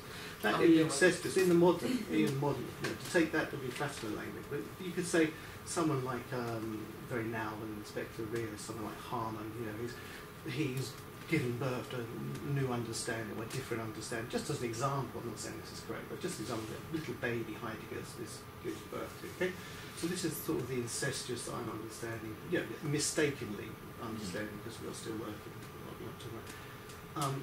But that kind of incestuous understanding, and you're saying you're looking for the incestuous relation, not the text. Is different from materialising the palimpsest, which that's more like a sort of cognitive signifiers or signifiers, but materialising the palimpsest as a kind of aesthetic signifier, which doesn't then signify in the way that art doesn't, is something different. So you've got one hand the art practice, and that's what interests me about your three bodies, or the body film, because with my philosopher's hat on, yes, I'm indebted to the text. We play with text. We give birth to text, born someone else kind of thing. But with my artist hat on kind of thing, as it were, when we're wearing that, it does want to do that. And this is where the bodies start to attack, because with the philosopher's hat on, then there's a whole kind of body language that sits and writes and sits at computers. But with my artist hat on, so the musician hat on, he wants to stand all the time, he wants to play and practice. And the two are different bodies. So here comes one body, here comes another body. There's a whole language of body and gesture that goes on. There's sit, this discipline, sit. The subjugated text then becomes the artist. Over here, he doesn't want to sit, he wants to stand something else. And he has a different language as well, this artist, prior to the philosophical language. His body, attunement, and language, for me personally, again, this is me talking about the artist, understands music in completely different, numbers and stuff like this. Not in terms of science or not in terms of music, but as of maybe own personal understanding, energy, force, relation, amplitude, consciousness, being. This kind of language is different than the indebtedness to philosophers' texts and stuff like that.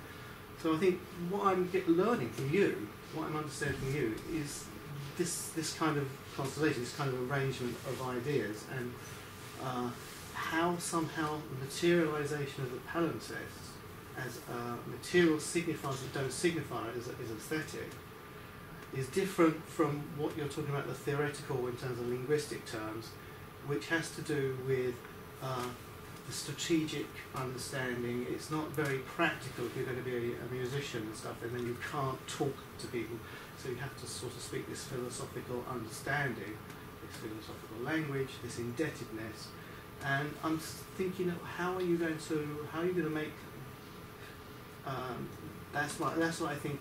That's how I'm seeing your problems. How is this palimpsestuous going to signify these aesthetic signifiers, which is your performances, which is the basis of you as a embodied person. You're very much, as I understand it, you're a performer. You're very much, you're very much into your performances what's the word? Not invoke. They inform your text, as it were, what your theory, as it were. Or you could look at it the other way. The theory then as the meaning, the queer. Very much the queer is the meaning, or the intention behind it. Maybe is some kind of social critique. But again, looking from that way, that will materialise the palimpsest performance part in a different way. So there's this give and take between the material of the language that's the theory that then feeds back onto the performance, and the way the performance then feeds back onto the theory in this move. And I'm not trying to explain, I'm trying to sort of get something out of it, which I am. It's very interesting what you do, and I'm very interested to see where you'll go with it. But how do you think about this idea of this palimpsestuous idea that, you know, it's Fatima, you know, you make the philosophy, because it's Derrida, isn't it, the postcard. I will now turn to you to back me up on this as a philosopher. You probably know more about this than I do, because I'm not really into the Derrida. But he's made this whole study of a postcard, and it looks like. Can you tell us a bit more about that? Not really. It's a whole study of it. Stuff we all love doing. I'm just thinking it's your kind of Fatima's kind of language. He looks at it in terms of sexuality, yeah. So you know, the incestuous in terms of text. This what you're thinking of in the incestuous is it something like this? Because I know you don't want to throw out the sex. Yeah, I don't. And that's one of the things that gets overwritten. You know, that gets lost. Well, the thing is, just ideas. I mean, that was actually something that I had in mind when I was asking you a couple of minutes ago. Because in Derrida you have different strategies of also in terms of different methodologies of philosophical writing, and philosophical writing that doesn't claim to be philosophical writing. And there are those passages where Derrida speaks about the fact that this is about a way of writing that doesn't allow for any difference that can be made anymore between philosophy and literature, for instance. So it's very much a way of writing that's blurring disciplinary boundaries, and there's different ways Derrida is doing that. And one of the things that I had in mind when I was asking you these questions was something that Spivak, as a translator of Derrida's, has translated as writing under erasure. Okay. There is an interesting reflection on that in Spivak's preface to her translation of Derrida's grammatology. And this goes back again to Heidegger writing being and then crossing it out. And so you have that kind of palimpsestic, not palimpsestuous, but palimpsestic structure. Yeah. You have the word which is crossed, and nevertheless it is being written. So here it's not. This is not about a text that has been written at some point in the past. It is about a different way of writing that produces the underwritten as it produces the very gesture of erasure. This is writing under erasure. Yeah. In the sense of it, in the sense of it happening, like, it's not raise and then impose and take away and put again. It actually happens in the setting constantly. In the performance of this kind of thing, it happens, and then I think that's why I'm now looking into. I'm not sure if I'm on the right track, but I'm looking at this moment of time binding that creates the space, and that's why I'm discussing those 3 photographs and this moment of this, because it all I think it might be there actually in that process of doing that. I might find something, and I think that's a good. Thank you. I'm gonna use it when we record it, and we're gonna transcript it. No, transcription is fun. It's not, but I think it happens, and it happens. I think it happens also in articulation when something is being spoken. Actually, in that very clearly when text is being read out loud, when the kind of certain mistakes or tongue alterations. Like they no, they read the wrong word wrong, and it happens in this one constant. Like suddenly there's instead of it being process of kind of the time, a process that can be mapped in time in a set and this kind of segment, it just occurs as a kind of tanglement of little segments, right? Is that no segment is a wrong word. But something, and then you can see this incestuous because they are so close to each other. Those moments are so near, so together, so sexually attracted that they cannot function properly, and they function as this other. Yeah. That's but they don't lose their other. They don't lose the function. They just function as an other, or something that is other. Which that's what I'm trying to maybe make out of my research, to provide this option for this other to embody, to become, to kind of embody itself. And that's why I call it queer, because from the social kind of political point of view, it would be very much queer movement that I was stood up to, I believe, and that's why I call it queer. And the kind of field of my studies is based on a queer element. And now I'm reading the Time Binds, Queer Temporalities and Queer Histories, which speaks in a very kind of political, cultural context, very about what I'm actually doing in a conceptual manner, which is odd in a sense, like, because it looks very much into what it is history, like actual time history, and yet it speaks about something very conceptually near to what I'm talking about. Anyway, so it sounds like it does. Not 100% sure if it does yet. I haven't finished it. I will finish it in the near future. Can I ask you about the piece? No. I'm going to make Okay. a piece where you're rubbing the text. Yes. What did you call it again, the piece? Illumig, my library. So it's Illumig. Uh-huh. Illumig? Oh god. Illumig or Illumig? Anyway, it's not a word. Yeah. It's ILLUMIG, my library. Okay, that is not a... Yeah. What the idea that I got from that was you're rubbing it in your... It's your spit from your mouth and you're rubbing it. Yeah. So where does the ink... I'm really interested in the fact that the ink goes on you. Oh, that's the dirt on my finger. So I have dirty fingers. But I think that the ink goes on you. That's what I'm thinking. That the It ink does, goes on yeah. your skin. And it's being... Yeah.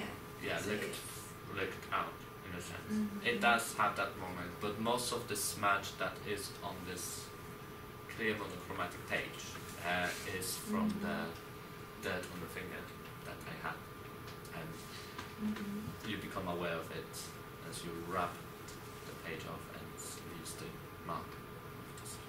But that the same thing happened. The paper comes, the kind of text goes on your finger at the same time. Yeah. So your skin goes on the text and the text goes on your finger.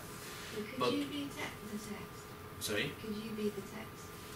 Yeah, in some way, but it depends what you think of the text.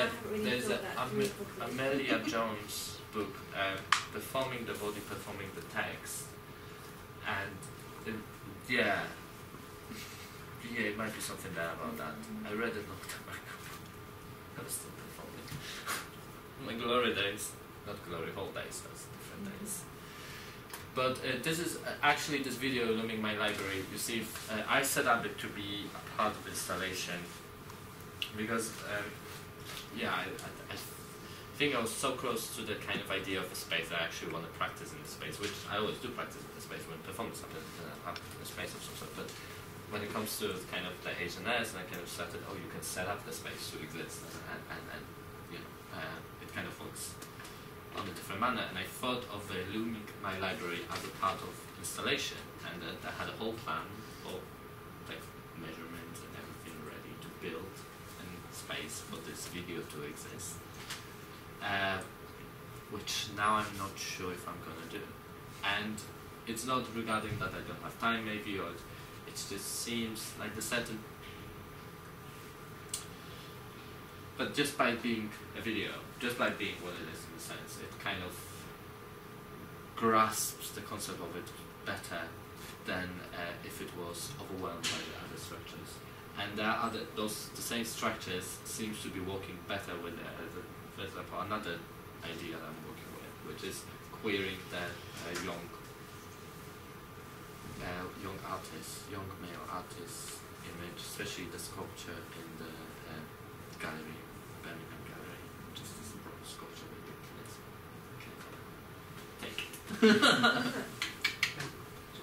Look, I think you thought what Joe was saying about you being the text. I think you've thought about this before because the piece for for Chris Wright at Nottingham, Mhm. with the where you got the Yeah, the lubricated Derrida. Can you show us? Yes, lubricated Derrida. Well, speaking of Derrida, yeah, it's gift of death on my face. Not my face, but on the face. Well, on the subject, I don't know how to say it even. Oh, wait, where is it? Do we see a folder saying Jakub's work art? There we go. Oh, so, okay, let me show you the blue version. So that's the Basswood book.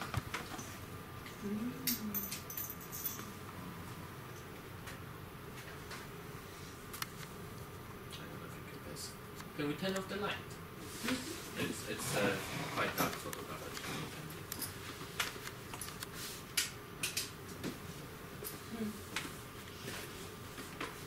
So the pages on the face, that's Derrida Gift of Death. Another bad copy of the books I have. I have lots of printed copies of the books because I can write in them or argue with the author by pointing the scissors at it and making holes in it. But in this case, I just decided to lubricate Derrida, like lubrication. But the fact that this kind of project came with a few other projects on the buses that I was working. And yeah, there is something that the body becomes text, and text is like this embodiment of some sort, or like kind of how to call the artificial limbs? How do you call it? Yeah, text becomes a prosthesis of a body. Sorry, prosthesis of a body, or like kind of it's an extension. It's an extension of a body, but that doesn't take away the fact that it is a body of some sort. It's just a little bit different. So that was part of the bust. Well, it's not part of the bust. Only two busts. So there's bust with spoons. Oh God. Bust with spoons.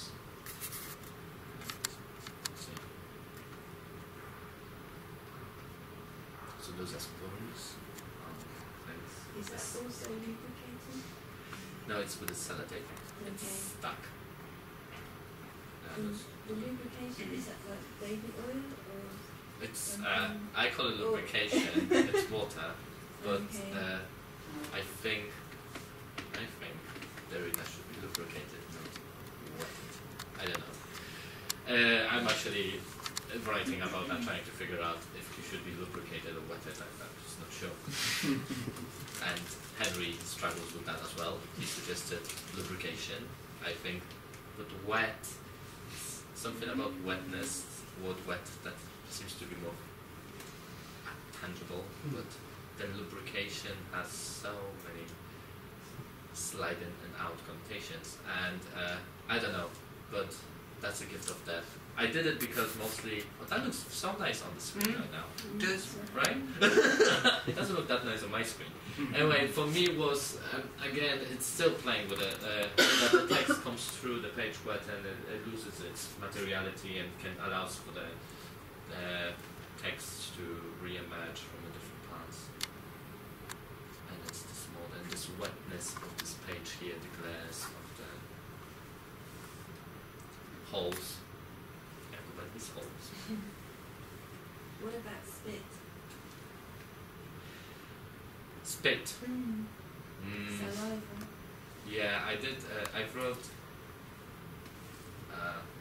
My finger is touching the bottom of my lips and invades my mouth, in which it swirls in the rhythmic movements, playing with the tongue. So it's not edited, so it has mistakes here. With the tongue and teeth, it pops out covered in the dripping saliva. In front of me, there is some sort of words. I know them from the corners of my memories. I haven't read them for a long time. My wet finger touches the surface of the clean monochromatic page and it wraps it like it wants to breathe with it. The words disappear, sorry. You see, I'm going to edit as I read to you guys. Word disappear. The world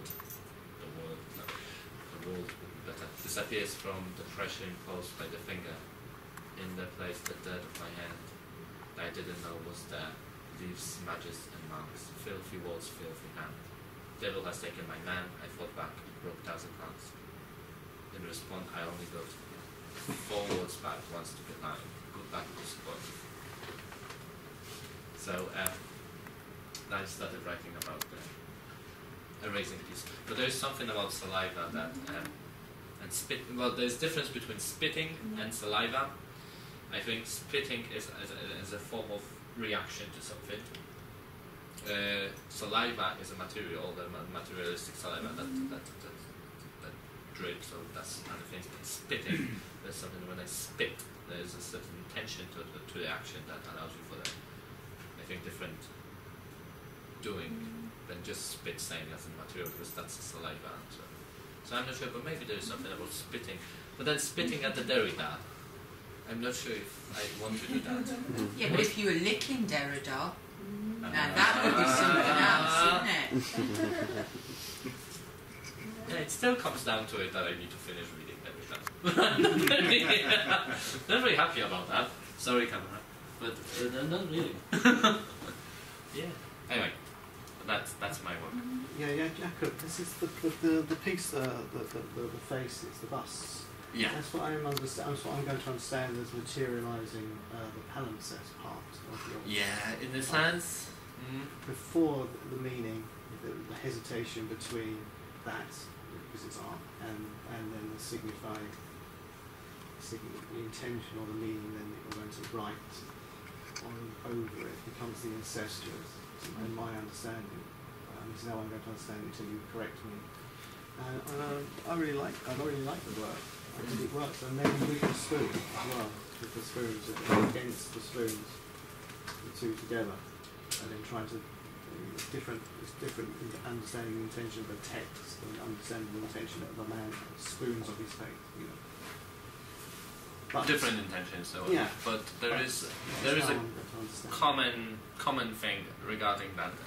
I'm working a lot. Well, like Fatima, there's a lot of research in drag and dragging. I don't use the word dragging, changing something, queering something.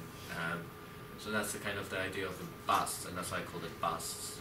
I allow it for kind of pure aesthetic element in your work as well as a social critical. Do you think? Both, yeah. I think it happens in both kind of levels. But I do like, and it's been for a long time. I do like to kind of bend things down and queer things down. Hannah calls it. Hannah calls it bending, and her kind of ideas. And she goes back to surrealists. She'll be very happy I'm quoting her. She quoted me. There we go. Even 0-0. But yeah. So I think I know what you mean. That the problem with materializing palimpsest overall is.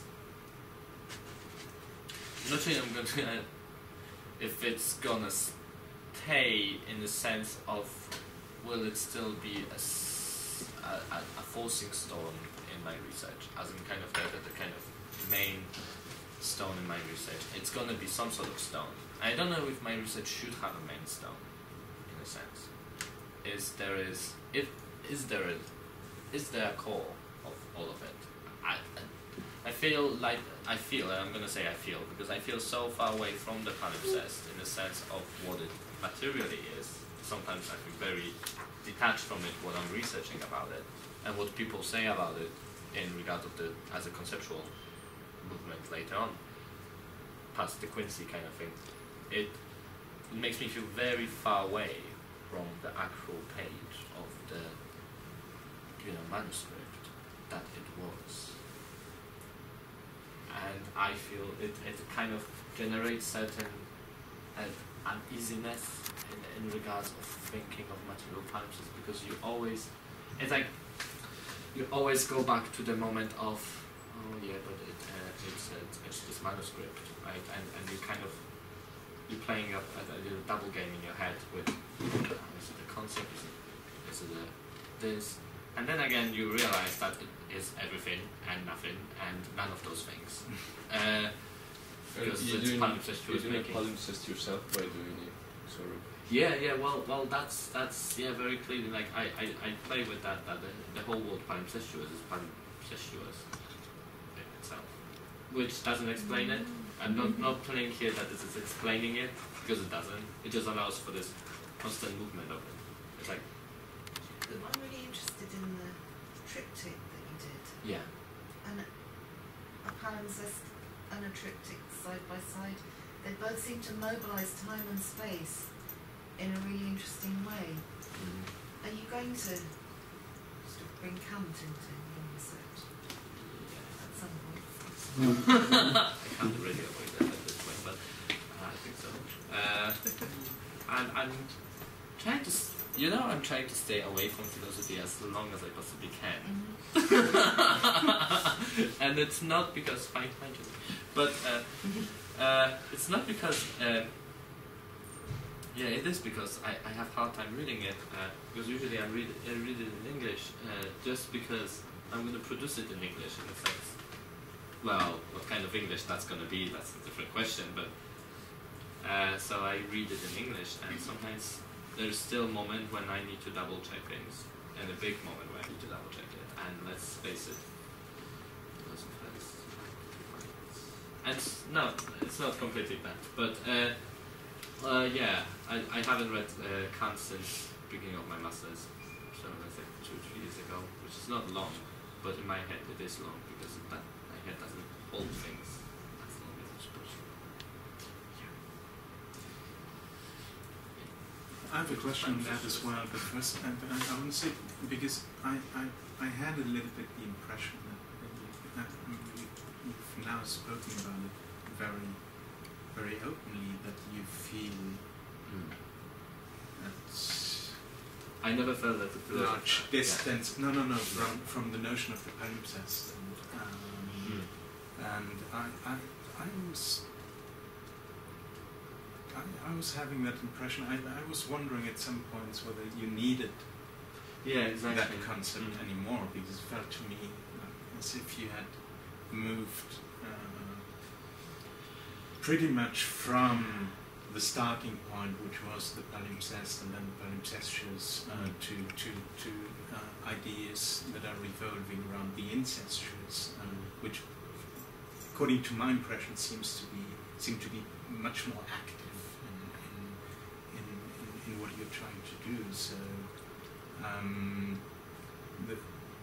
the question is, like, this is a methodological question, of course, because you might nevertheless present it as an entry point to some kind of inquiry or exploration, or a set of practices that you're trying to explore, and then nevertheless leave it behind at some point. But of course, as part of a PhD project, it would have a different role in the whole project. So I'm not sure where you still... Do I still need it? Yeah, that is a good question. And I can't say I don't need it, I can't say I do need it. I think what happens is... Personally, I kind of hope it's going to pop right back in. It somehow will orient, suddenly somehow, oh, hello. Again, in a sense, kind of good old friend that I met a few years ago, and you meet them on the street, and you're like, oh, let's go for a coffee. And then they tell you life story, and I'm like, oh my god, I need to go. I really feel bad I met you. Which is actually why I was speaking about writing under erasure as an example, because I was quite interested in that Illumic, the library, Illumic, my library, piece, because there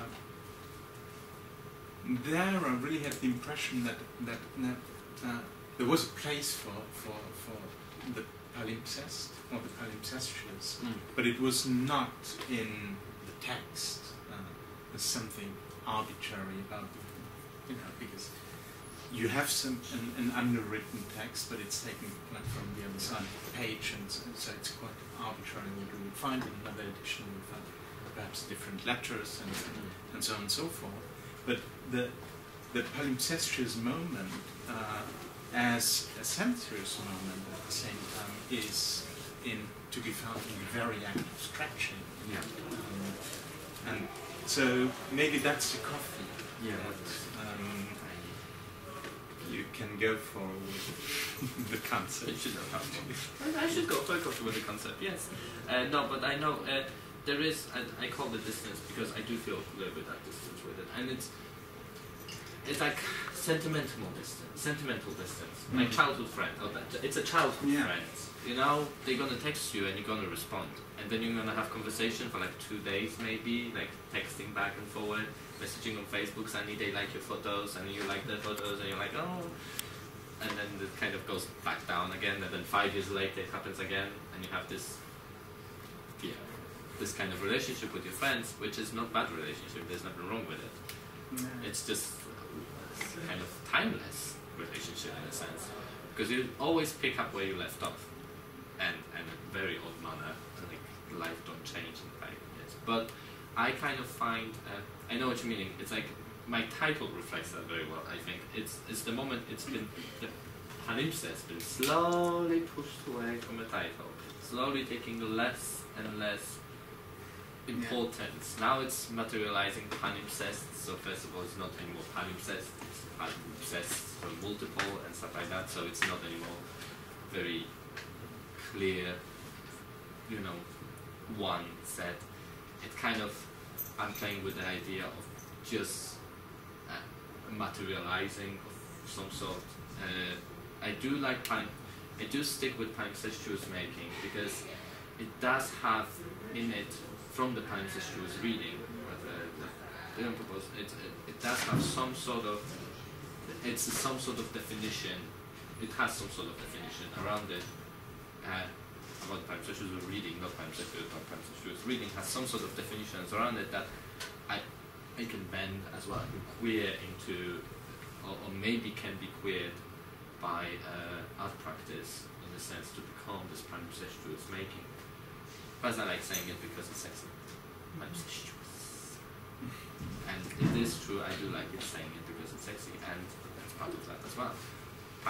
But again, the moment of the palimpsest seems to be, and this is again my research questions kind of goes off it, the historical connotation of it, they slowly get pushed back somewhere that does exist, but is it really what I'm doing right now? And that's this moment when is it really what I'm doing right now? And it doesn't mean I will not do it, it's just, this is what I'm doing, and maybe there needs to be this moment of, maybe it will reveal itself, come back again, like scripture infinio. But will it? I'm not sure how important it is right now, and there is that question, and that's why I call it. I have distance from it, kind of got erased slightly, which is not bad. It's just it allows for something else. Anyway, here's that.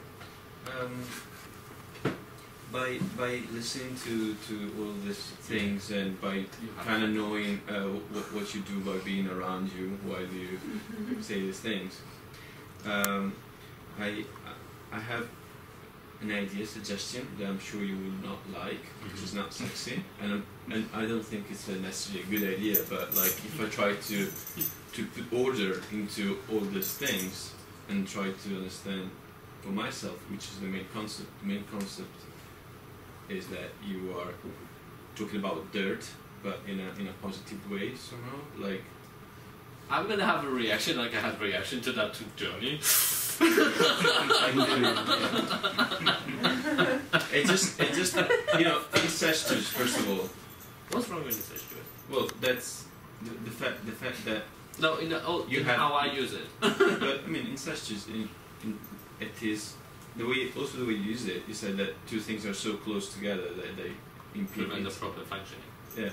Well, there's a kind of dirt as well, because none of the two are wrong by itself. It's like they boycott each other and no, it's not wrong. It's proper. You see, it's not. That's why I kind of have a problem with the dirt. Dirt as a word suggests negativity. Certain. It doesn't suggest otherness. It suggests. Dirty. Well, it's fun. Okay, so then you can probably talk about. Yeah. When I was saying find a positive way for dirt, dirt of course is negative, but like that what you're trying to do is like to advocate for the necessity to play with. Okay, well, I know what you mean. Yeah, I had this. It was stain in Johnny's mouth. It was stain. I'm talking about the stain, which I had a reaction to. So my suggestion, which is horrible, is maybe manure, in the sense that it's shit, but you're gonna cultivate, you're gonna grow things out of this matter, which becomes, it's dirt. You would not deal with it too much, but then without that you can have your field growing the What's gonna grow? The crops, whatever you why, want. Why would it grow crops? Crops, not like. Okay, that's why I have a problem with like dirt in the sense of, is it dirt as in dirty or is it dirt as in ground, as in earth? Because you can call that earth. Do you know manure? What I mean? No. Like, Manure. I mean, Horse poo. Okay. Yeah, I'm talking about shit. That's, okay, so shit. Yeah. Yeah, I was just saying a term that you know in the countryside they use this sort of things in the best scenario. Yeah, they use it to feed the fields, and they for a positive way. So I was just wondering, maybe, I know it's not sexy, you will not like it, but somehow it's sexy for some people. Yeah, and it's not wrong. Okay, but I don't think you will find it sexy as a title. But would you consider shit in a positive way? Okay, I don't like that. But there is, you see, that the problem with it is the word shit. But it's,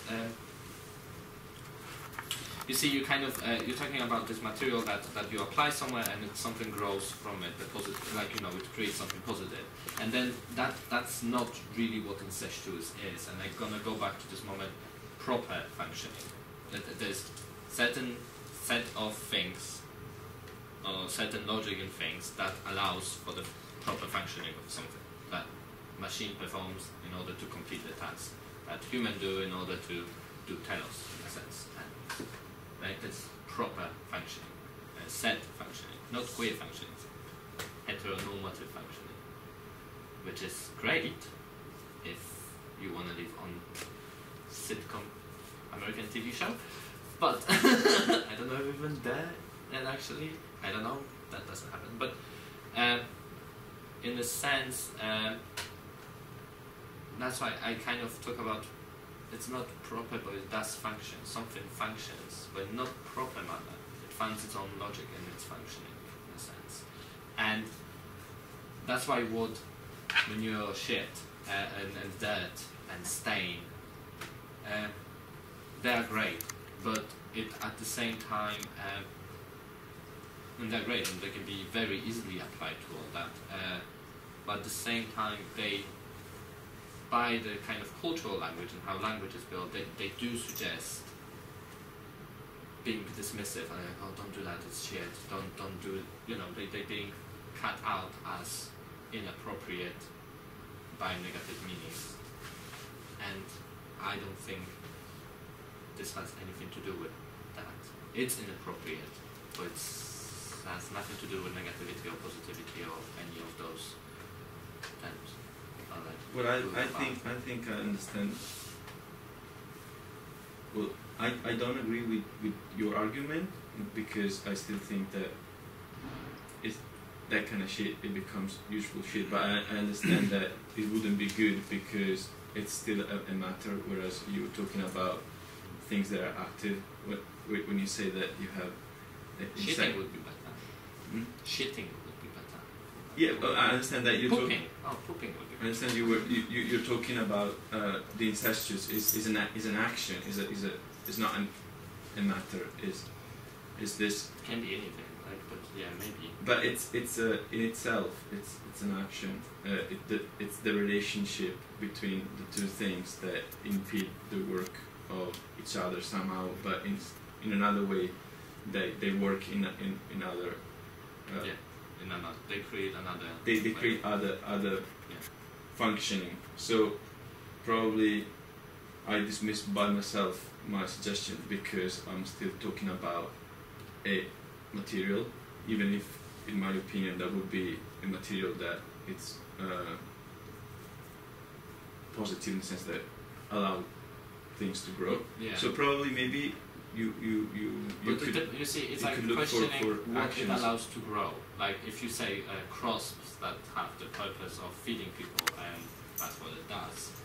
And what about if it grows mushroom penises and I don't know, raindrops and unicorns, like, you know, and then suddenly this poop becomes incestuous because it kind of, in a sense, allows for the other function of this thing, but it's not if it allows for crops to grow.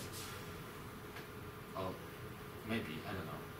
Right now I don't know. Why are we talking about shit? We try to avoid talking about shit. Talk about it all the time. Shit here, shit there. Yeah. Well, let's go back to Kant then. How about Derrida? Anybody? Nobody? Well, okay, Kant and Derrida.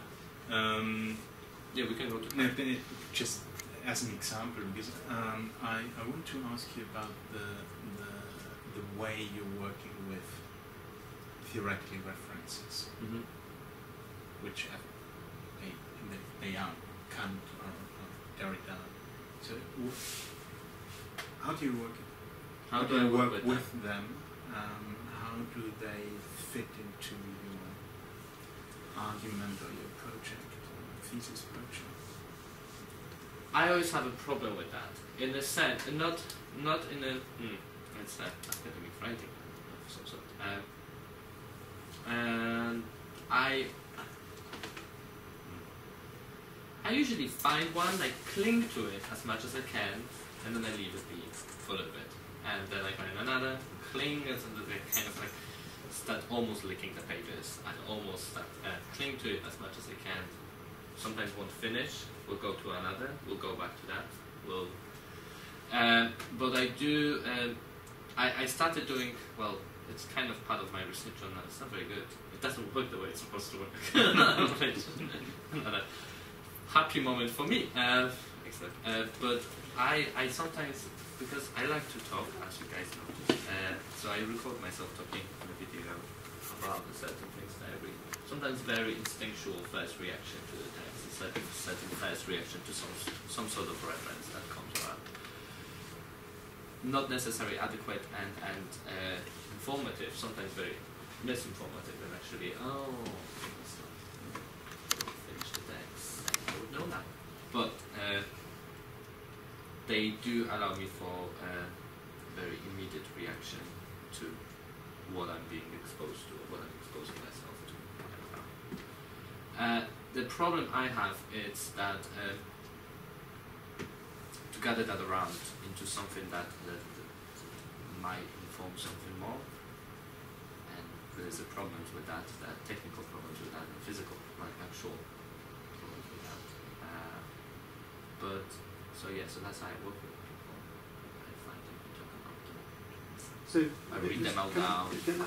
You read the text and then you kind of. Well, if I have a really, you see, it's like if I have a, depends what kind of reaction I'm gonna have to it. Like sometimes physical, as in I tend to put book away. So you read the text and then film yourself speaking about the text. Yeah, exactly. The very blah blah blah blah blah blah blah, and I'm hungry. Or for example, when I talk, I had few with conversations with a few people on the phone that I had about something that I read. Conversation from my side, so you can't hear the person I'm speaking to, but when I'm rambling about that.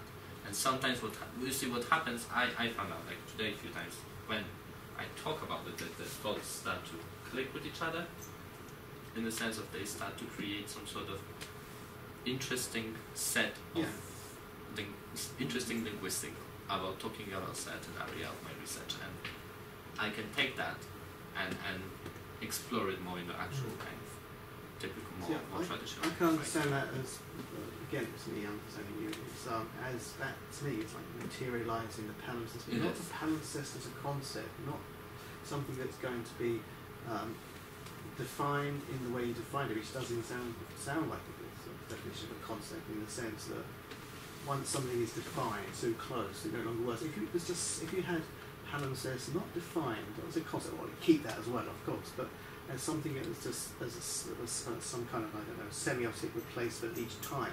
So palimpsest, yes, there's a definition of it, but at the same time there's a vagueness to it, the way you use it, the different ways. There's a definition, there's a concept, there's a definition, there's a language, there's a word that fixes it, that no longer makes it work because it's a definition. But palimpsest, when it's free, it just keeps changing the way you keep changing it, maybe not.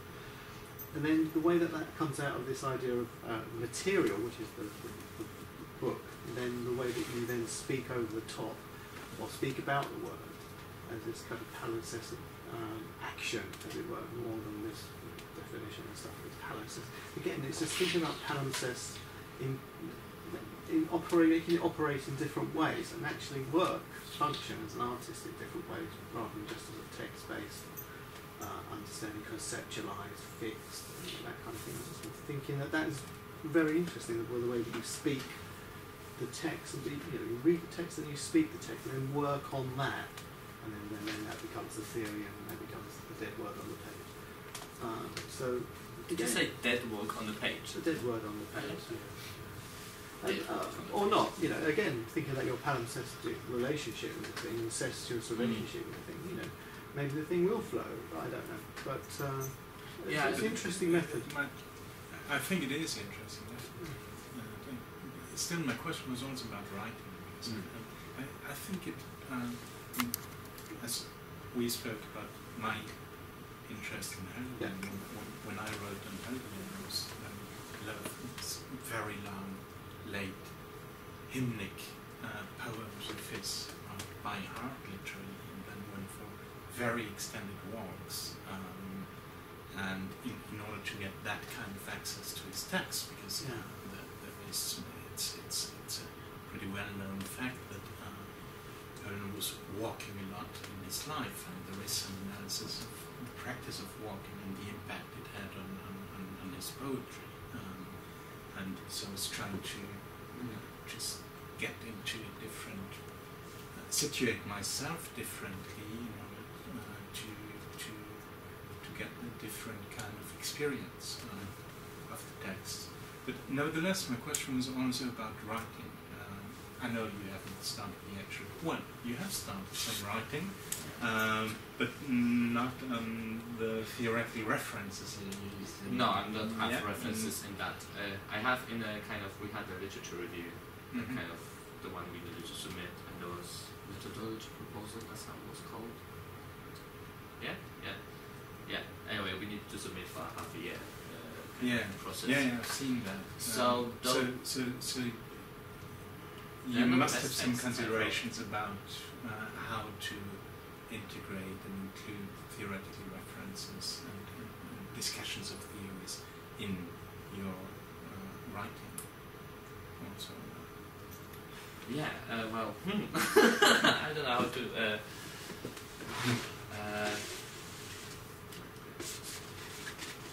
How did I put that?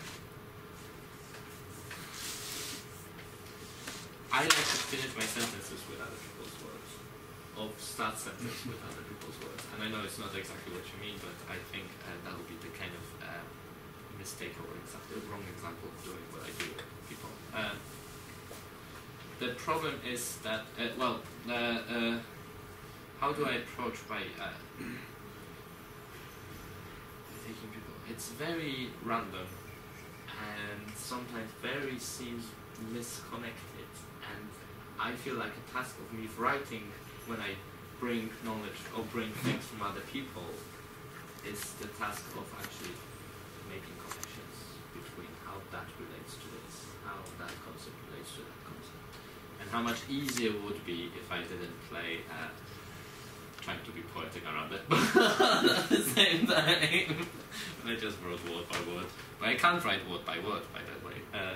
That's why I kind of said, I leave 3 dots because I don't know how to finish a sentence. That's kind of, I sometimes try to do that when I bring people into my text and I actually quote or refer to the system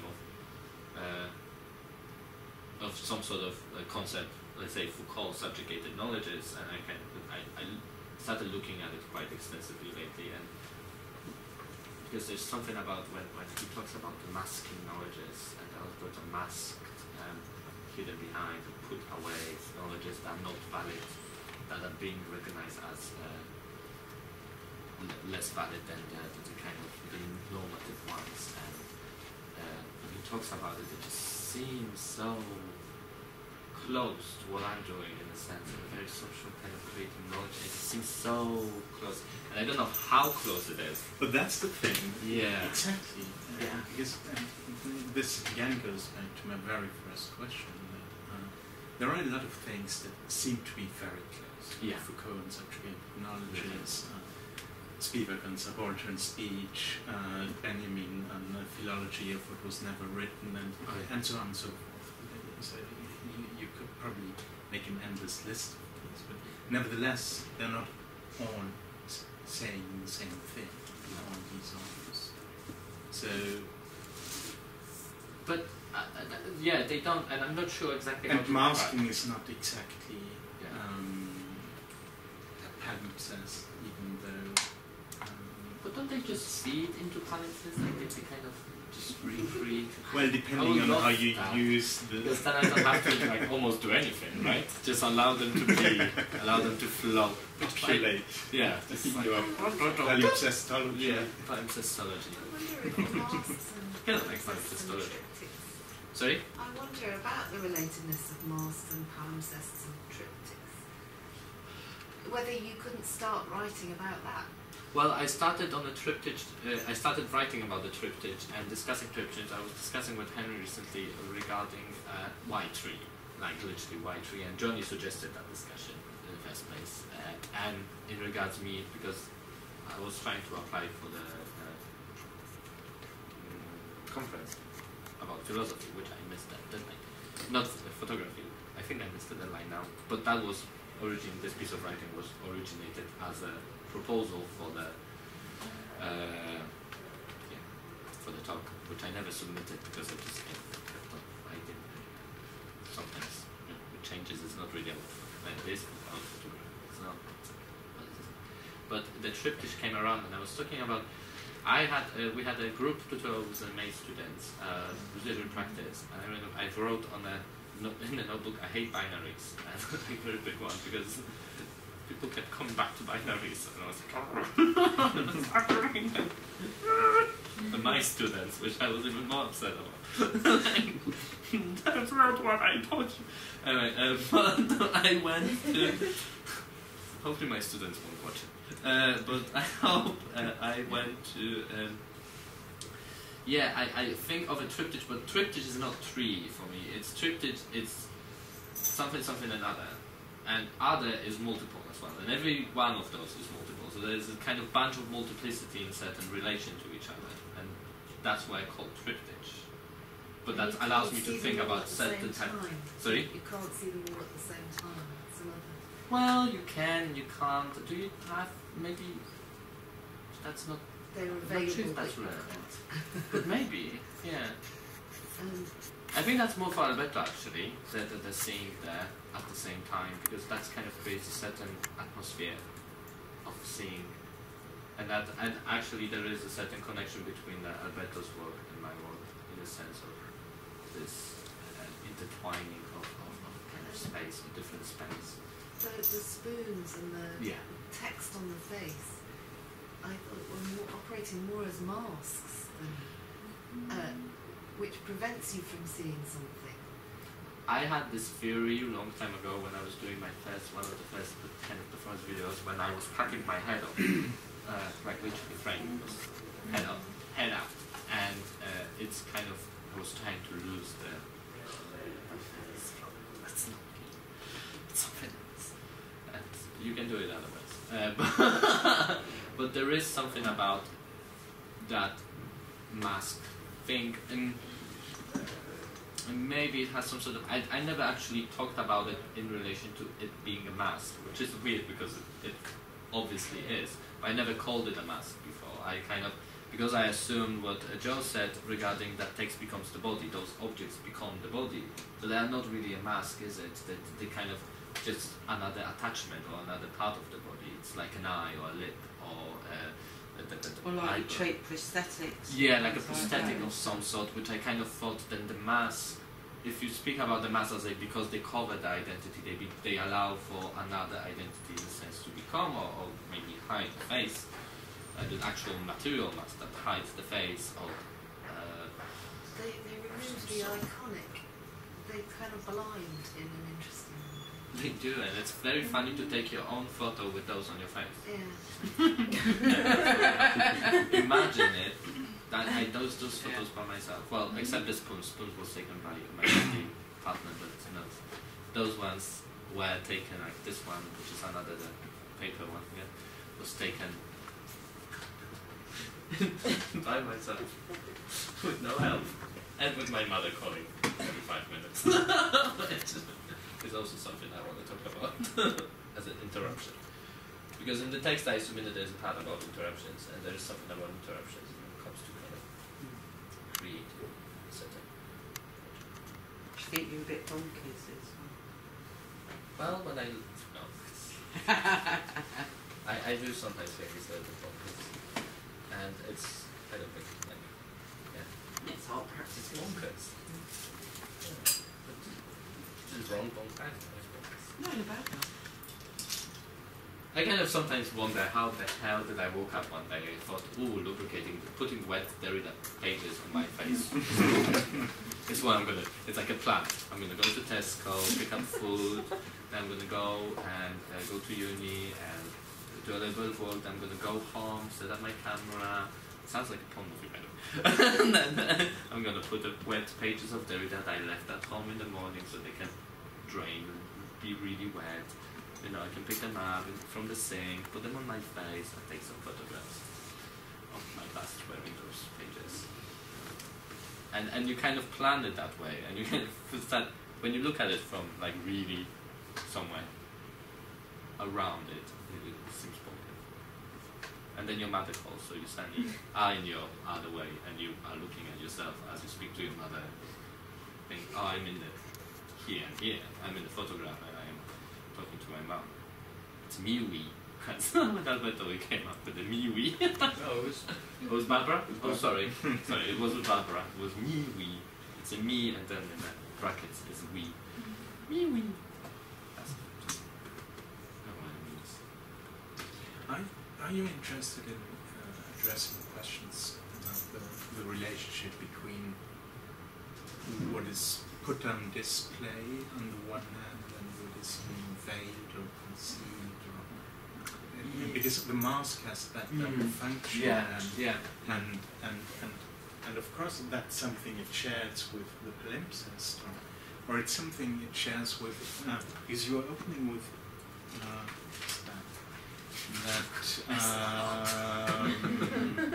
at some point you were speaking, Thomas de Quincey, and the way he used the notion of the palimpsest with regard to memory.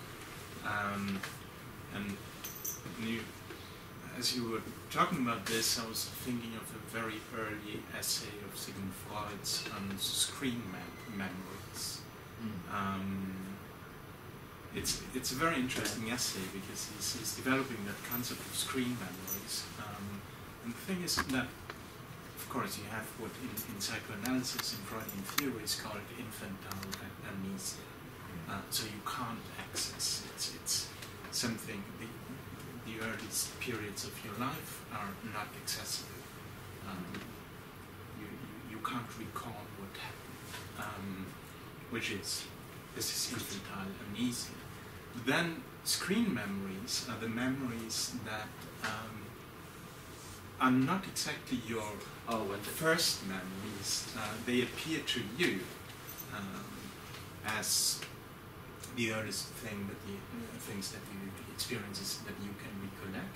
But the Freudian theorization of these are that they are in fact covering a range of other possible memories in order to put one central memory at display. So you identify this screen memory, which and the screen, the word screen in German is Deckeringung, which actually means covering memory. But the translation screen memory is quite fortunate actually, because screen has that double meaning of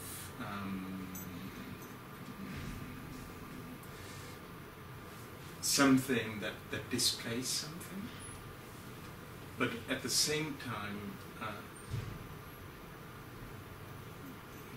doesn't grant you access.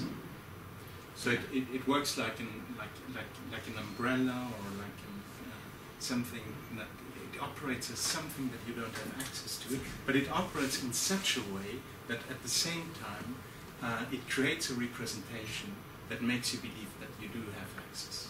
Like an open secret.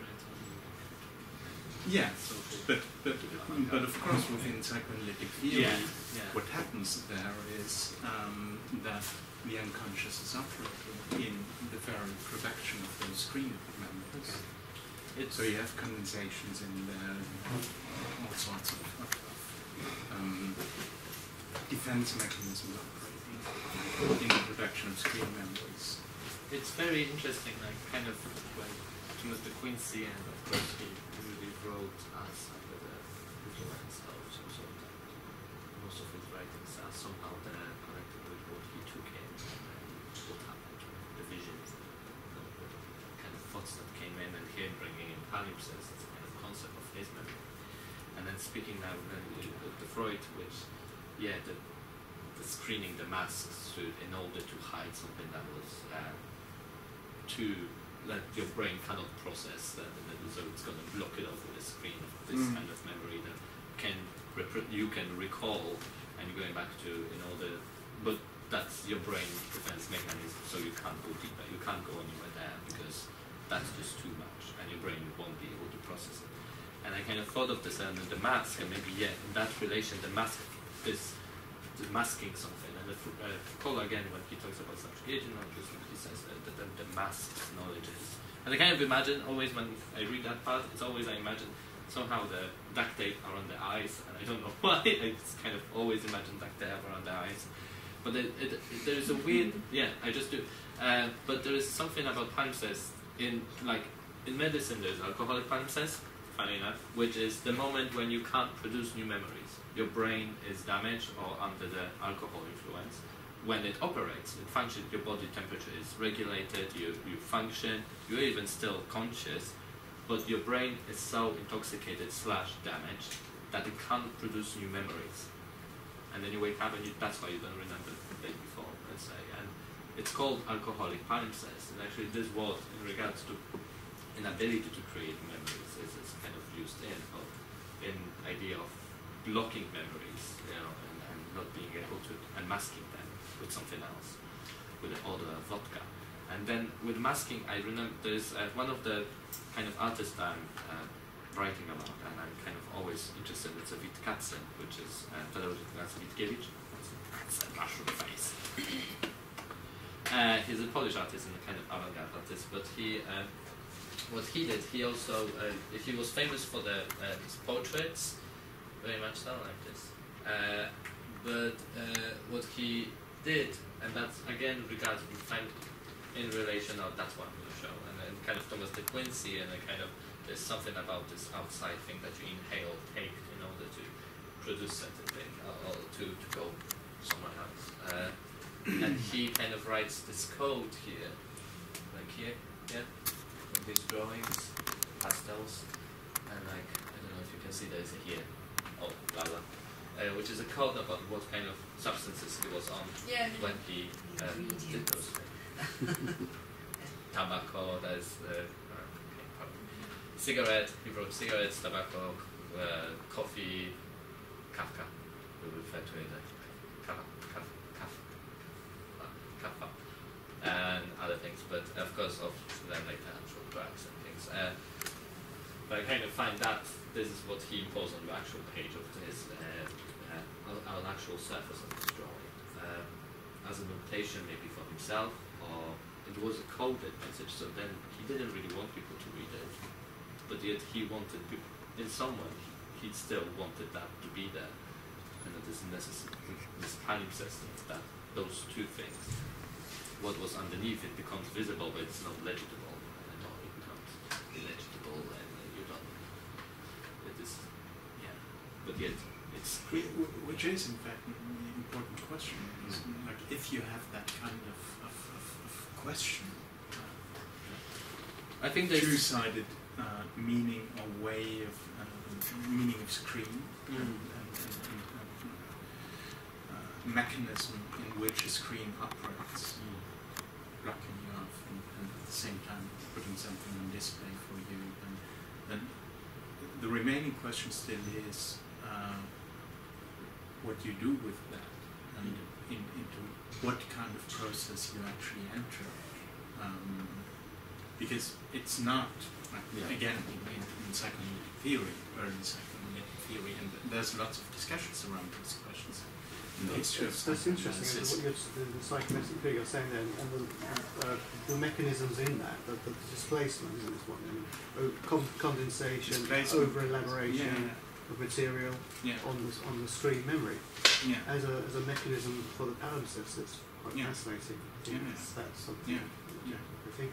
But what you do in the psychoanalytic cure, of course, is not necessarily mainly within the history of psychoanalysis. There's different elaborations of that. Is not necessarily, again, to recover, to reconstitute those contents of the possible memory that you can't access, because they are not the most important thing. The process that you enter and precisely work on the defense mechanisms which prevent you from having access. That's what matters in my case. So the question is, and this of course introduces a different kind of conceptualization of what the function of the screen really is, and it sort of requires you to ask yourself what kind of process you want to open up or instigate. Well, yeah. Who's a psychologist? Kate, what do you think? Well, one of the readings that you sent us talked about interruptions. And interruptions really interest me because the ancient Greeks kind of had the obscene events happening behind the wooden screen. And I'm interested in the semiology of that because it's you no longer have words and images, but you have indices, which puts the audience in a completely different relation to what's happening, because it's no longer kind of receiving mediated sides, but they are themselves bodily implicated because they're indexed to what's happening if they can't see it. So cutting out the visual is, as you're doing with your masking things, is a really interesting and radical move. You know, we're all obsessed with embodiment in postmodern culture, aren't we? We're all trying to get back into our bodies. Well, that's how you do it, I think. Honestly, it's far away from Freud. I was reading him during my BA, and I said, I was reading Freud. But I know his works on dream and those kind of stuff, dreams, and there is lots of a few people who I refer to, they use Freud, and I yet need to get around Freud in a sense. But it's like you see, especially when you spoke, it's not about recovering the memory, it's about making your brain being able to deal with it in the future, because you're gonna get those memories again. In a sense, it's something that's gonna happen that you're gonna put a screen in front of it, and not you, your brain is gonna do it automatically, because the brain is super duper. When you don't use half, which we don't. But anyway, so but it allows for it's about this moment of making sure that your brain can cope, but it's not about actually recovering what was lost in a sense. And that's I think. For example, I really like what I'm getting is that I'm always arguing layer against the space and space against the layer. I'm kind of arguing with I'm trying not to use the word layers within my thesis because it just brings me back to the page, back to the palimpsest, like literally because we need to recover the layer because it was lost. And I really try not to do that, and it's very difficult. In the theory that I'm working on, there's something that is named because. That's what happened. Even its name. In that sense, I mean, I didn't mean to suggest that you read or use psychoanalysis, but in that sense, I was mentioning that because I think that it's just a short text, the text on screen memories, and it offers quite a complex model of a new conceptualization of representation and memory and the way it relates to affect, activity, and so on. But now that you're mentioning your problem with the palimpsest as a set of layers again, Freud is not uninteresting because if you think of the way he conceptualizes the psychic apparatus as a topology, but also as an economy. And so there's these different conceptualizations. There's a third level. You know that? The topology. The topology, the economy, and there's a third one. I can't remember at the moment. There's three ways he conceptualizes the psychic apparatus. And for instance, thinking of the palimpsestuous in terms of an economy rather than in terms of layers, a set of layers, and that kind of palimpsest-like book. Something that is constructed around the model of the book or paper on which texts are written. And actually, there's many texts. In terms of a semiotic analysis, there's many other ways in which semiologies operate on this, and which call for different conceptualizations. Well, it's just because I now really understand why it seems to be an impasse for you, why you had to move away from the original. And I always struggle in saying it, like actually, and so I think I don't know still how to do it, but I'm closer. It feels like I'm closer to it. Like why I do. God, I almost said something really bad. No, I should not say. I'm sorry, my brain is. Anyway, okay, thank you very it's much. past 7 already. Thank you very much. Thank you.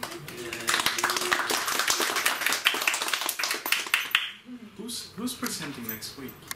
Me. Yay! Ooh. Will you send some materials? Yes, I've got some things. Okay. Great. And the materials always consist of some kind of preparatory tutorial reports that I've done. Yeah. I've got a paper I wrote and some background philosophy, art readings. It's not necessary. I have only one text I asked people to read. It wasn't very long. I have nothing to talk about, so I want to talk about some key text. No, but it was brilliant to have it also, the tutorial reports. To be able to read them. Okay. So, thank you very we'll be in much. touch and I'll see you on Tuesday.